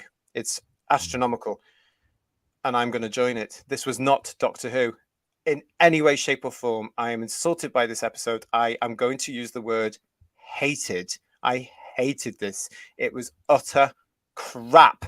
I can't stand it, and I have now decided that Ncuti Gatwa is also the second miscast of the lead in the series history. He was not the Doctor in any way, shape, or form. I can't stand this version of the show. Thank God we only got 2 left to go. It's getting a 0. I couldn't stand it. 0 from me. Don't like it. Right, let's go and see what you're all giving this. It scores on the doors in the chat. XSM is giving it a 1. Thank you very much. Lex Kane is saying, my thoughts on Rogue, very on the nose on 9 p.m. adult content, not a 6:45 family tea time show. Very preachy. Thank you, BBC and Disney. You've killed Doctor Who. Gatwa needs to go. 0 out of 10. Matt, the silent wee music king, is saying negative infinity. That is a 0. The Talons of Wing Chiang, 0. Kev is giving it 1. Braveheart. One shot 1, 2. And it was awful. Scottish Davros is giving it a 0. YW didn't watch it yet. Yeah, well, don't worry. Don't bother. Give it a 0 anyway. Not miss much. Yes, exactly. Paul is saying 0 is the hero. And Huge Janus, 0. Andy Kidd is saying Eccleston is laughing all the way to Big Finish. He's just finished with them, though, hasn't he? So he's not really anymore. Jules, hello, Jules. Thank you, Jules Sherwood. 0. 1 out of 10, says Robert Payne. It was genuinely offensive on a couple of levels. Brian Mason, 1. Melanie Weston investigates, 3. Dividing Dragon saying 0, but if I could give lower, I would. -0, says Sean, giving it that. And so -10, said DT UK as well. The Macronon is saying 4. And Raymond is saying 0. It was all about that kiss. And I think we've made that very clear. Yeah. That it was all about how to get the Doctor and Rogue into the situation where they had that very gratuitous, absolutely lustful, vile, out of character for the Doctor, snog, sickening. Backup, 0. Richard is saying you didn't watch it, so can't provide the score. Give it a 0 anyway, because you know you want to. It's fine. I'll put that down for you. Don't bother watching it either. Alien Airplanes is saying to us, though, that Rogue is getting 9 out of 10 for him. Okay, thank you very much. Thank you very much, Alien Airplanes. And Jim the Casual is saying 1. Just go away already. He is saying I've got no plans on watching it. That's fine. Minus Infinity says problem being. Minus 73 out of 10. You're getting silly now. Dom Go, thank you. Just Jordan, 1 out of 10 from me and 0 from Dad. See, Dad's with us, knows what proper Doctor Who is when he sees it. Graham is saying 0 out of 10. I turned off in 25 minutes. It was bloody awful. Yeah, I have to say, had my family had their way, they would have done as well, to watch that lovely, lovely show about the fella going around the country on this barge on the canals. Aaron is saying to us, hello, Aaron. RT Davros has released his virus to destroy traditional fans. They've really got it in for us, haven't they? They don't like us. Steph, hiya, Steph, 2. So bad, -3, says Julia. Richard is saying, no, what's that? No goo, thank you. 0. Makes sense. Thank you very much. And CD's with us, Crimpling to Blue. And if this were an episode of another series, 8 out of 10, but as an episode of Doctor Who, that's supposed to have the Doctor in it, a very generous 1. Elizabeth, the Lady of Knightsbridge, is saying, dearly beloved, we are gathered here today to celebrate the passing of a once great TV show. Rogue, 0 out of 10. R.I.P. Doctor Who, forgotten but not gone. Yeah, you know, Elizabeth, you're going to be able to get proper Doctor Who back here on this very channel very, very soon. Rogue matching timescales at 7.5 out of 10. Says really? that. Well. Yeah, well, there we go. 4 out of 10 says Frank. Steve Black is saying 4. Mike Disney is saying div, 0 error. Paul Holgate is saying -10. Sam is saying 2. And Aaron is saying 0. Paul Rose is saying to us, didn't and won't watch, I'm afraid, so can't score. We'll put you down as a 0. That's absolutely fine. Yes. Thank you. Moriarty is saying 7 out of 10. If they dropped the romance angle, it would have been higher. I liked it apart from the crappy romance. Fair enough. Thank you very much for that. Thank you. Mordrin Brown Bread. Mordrin Brown Bread. -1,000,000. Thank you for watching and thank you for tuning in. Thank you. Really appreciate that. And Duck Soup Productions is saying you can't have less than 0, so nothing and a great big 0. That's true. Garbage is also giving it a 10. And Divining Dragon, the tribute to William Russell offends me since the episode was so offensive. I understand what you're saying there, Lyle. Yeah. Same for me. And it was very quick, wasn't it? It was literally gone. Well, because they would have had to do it at the last minute, wouldn't they? When the other day. But you know what? It surprises me that anybody in that production office now even knew who the bloke was. Yeah. Well, I saw someone say that on Facebook, and I couldn't believe it. I thought it was a joke, and there's a Doctor Who fan page, and they didn't know who he was. That was just embarrassing. See, that's the problem, because it's all about now for certain amounts of them. It's all about 2005 onwards, because they haven't bothered to go look back. And I wish they would go back with some of these no marks, go back and look at the proper stuff. Because the annoying thing for the new fans is it was in the last Jodie Whittaker episode, so it's like you should know who he is. Just for that, they don't care. They don't want to know, do they? They don't want to know. It's about their Doctor Who's from 2005 onwards. That's all that matters. That's why they should have said back in 2004, right, we'll go from Doctor 1 onwards and reboot the bloody thing. And then we would have all had the option of actually saying, I don't like this, isn't for me. And it wouldn't have affected us because we would have no, they had to carry it on. Anyway, I'm going off on a rant. I do apologize, everybody. Richard Hussey is saying 3 out of time because some of the guests got killed. Otherwise, this episode was dire. And Lisa is saying to us, after watching the reviews, -8 billion out of 10 worst episodes ever. John is saying -10 because it was absolute rubbish. And Paul Richards is saying 0 out of 10 utter bird flu. I like that. I don't know how to say that. So thank you for that, Andy. William Russell deserved better, says DD. Yeah. Well, Gilliam is saying to us here, 1 was enjoying it for around about 6 minutes. So 6 out of 10 for that bit. The rest 1 out of 10. So 1.1 out of 10. What else? Anybody? Any more? Oh, didn't watch it, says Steve Braddock, but would have hated it. 1 out of 10, but only for the William Russell tribute. Do you know what? We'd switched it off by then to the fella in the barge. So I didn't see that. Apparently that wasn't shown on the Disney Plus channel thing. Yep, Steph's just saying that to you there. No tribute to William Russell internationally on Disney, unlike previously when a significant Doctor Who icon died. Well, we all know why. It's all there. One shot one. Yeah, because it's their run. They don't want to know about the 60 previous years. One shot one is saying 2. It was awful. And Paul Holgate is saying the motivation was to cosplay and shag humans, wasn't it? Seems like it. That's the whole Bridgerton gag, I guess. Hartnell's Ghost is saying, I give it a minus if I could. Honey, I'm here for fun. I hate all that stuff, don't you? God, 0 out of 10. awful line, yeah. That's why he's not the Doctor either. The lines he's been given and the way that Gatwa actually loves and relishes it all, because it's him, isn't it? That's him. Yeah. I'm interested to see if he had been written as the Doctor, how he would have played it. Well, yeah. Rather than if he would have played it, yeah. Rather than this pastiche, this queer version of it, it's absolutely disgusting. Yeah. Richard is saying 3 out of 10. Thank you for that. Angela Fraser is saying 0, and Dr. Zoom is saying 1, just because we see the Sonic do something different. Did we really? And Dalek, I love it. I can't remember that. Oh, the thing in the hall. That's right. Dalek, I love you is saying 0 out of 10. It's not getting any better, is it? No, is the answer to that. Absolutely no. Andy Kidd is saying 1 for Millie Gibson. Okay. Any more scores on the TARDIS doors? I'm going to call it. Lynn is saying to us, I'll give it 2 out of 10. 1 point for Millie, 1 point for Jonathan Groff. Okay, thank you for that. Oh, and Joe is saying lots of zeros. As is Dave Gulfin, 0, generous only for the shed, the one good line. Yeah, I know what you mean about that. That was a sort of Doctor Who-y line next to that shed, and the Doctor going, what shed? No, that's my ship thing. You know, yeah, that could have been played better as well, though, couldn't it? And 0, says Neville Watkins, 0 squared.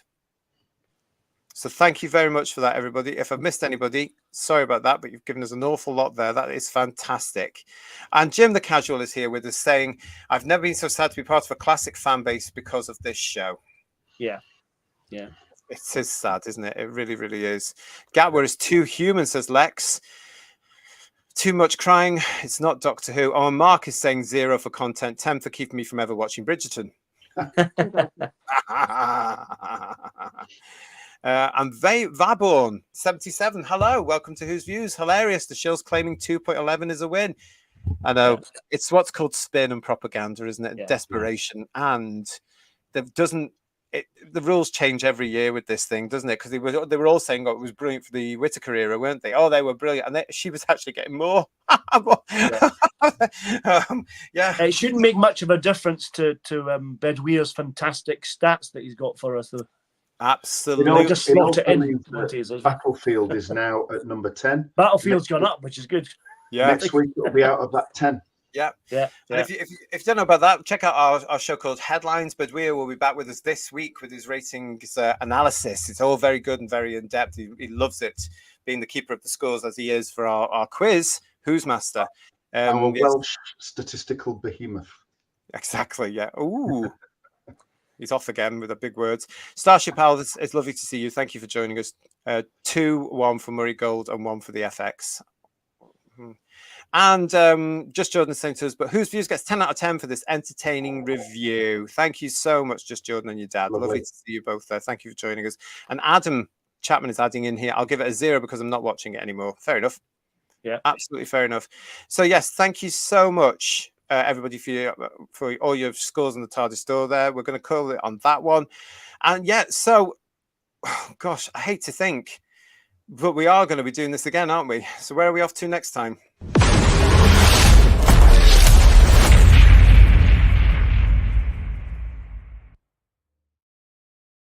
Next time on Who's Views Reviews, we're going to be looking at Disney Who Series 1, Part 7, The Legend of Ruby Sunday. And as you can see, the big selling point for me is the return once again of the wonderful Bonnie Langford as Melanie Bush. Yes, as Ian and Paul were saying there, yes, they are again desperate to say this is a brand new series, but here comes Mel Bush from 1986. Yeah. Again. I wonder what they've done to her. Oh, I dread to think. Yeah. I'm not particularly excited about this one anyway, everybody, but there we go. Can I just say before we finish off, let's just look at the scores on the TARDIS Doors scoreboard for you so far. There are usually 5 of us on the panel, including Jodie. So that's 50 marks. We get 10 marks each. This is how this version of Doctor Who is doing so far. Space Babies, 3.5. The Devil's Board, 4.5. Boom, 21. 73 Yards, 29. And Dot and Ethel, 19 out of 50 each. This isn't doing well at all for us here on the panel. Not at all. And obviously not for you either. But we will be back next time for the legend of Ruby Sunday. If you are new to the channel, thank you for joining us. Please subscribe to the channel, ring that bell. If you have already subscribed to the channel, please go back and make sure you are still subscribed and keep checking every other day just in case, because I have no idea what's going on with it. We are going to be back here on Who's Views with some headlines this week for you. So make sure that you are subscribed and you've rung that bell to get notifications when we're going live. Keep an eye on the show page as well. To Ian, to Kirsty and Paul, thank you as ever for joining me for this. I hope you've enjoyed it. I'm sorry it's gone over the time. Really, really sorry about that. But we had so much to talk about, didn't we? Yeah, it was worth it. Indeed, yes. To all of you in the chat, I can't go through you all because you're all saying goodnight to us. We really do appreciate it. Thank you so much to everybody that's joining us with all your views and your opinions. Absolutely love it. Without you, where would we be? Well, nowhere, to be quite honest. And we do appreciate it, and we do appreciate your support. Oh, I love it. This is one of the benefits, I think, of actually watching this crap on a Saturday night, because I know I'm going to come in on this show and see you lot and get to see all this lot that are in here wishing us good night now and get to hear what they all think about it. And I just love that. And that's one of the benefits of this wonderful show that and this channel that we've put together, and having everybody here with us. Nice, cracking little community coming on here, I think, everybody. So thank you so much for joining us. And good night to you all. We will be back, as I say, very soon here on the channel. Take care of yourselves. We'll see you soon. Bye-bye, everyone. Good night. Bye, everyone. Bye-bye. Bye. Bye.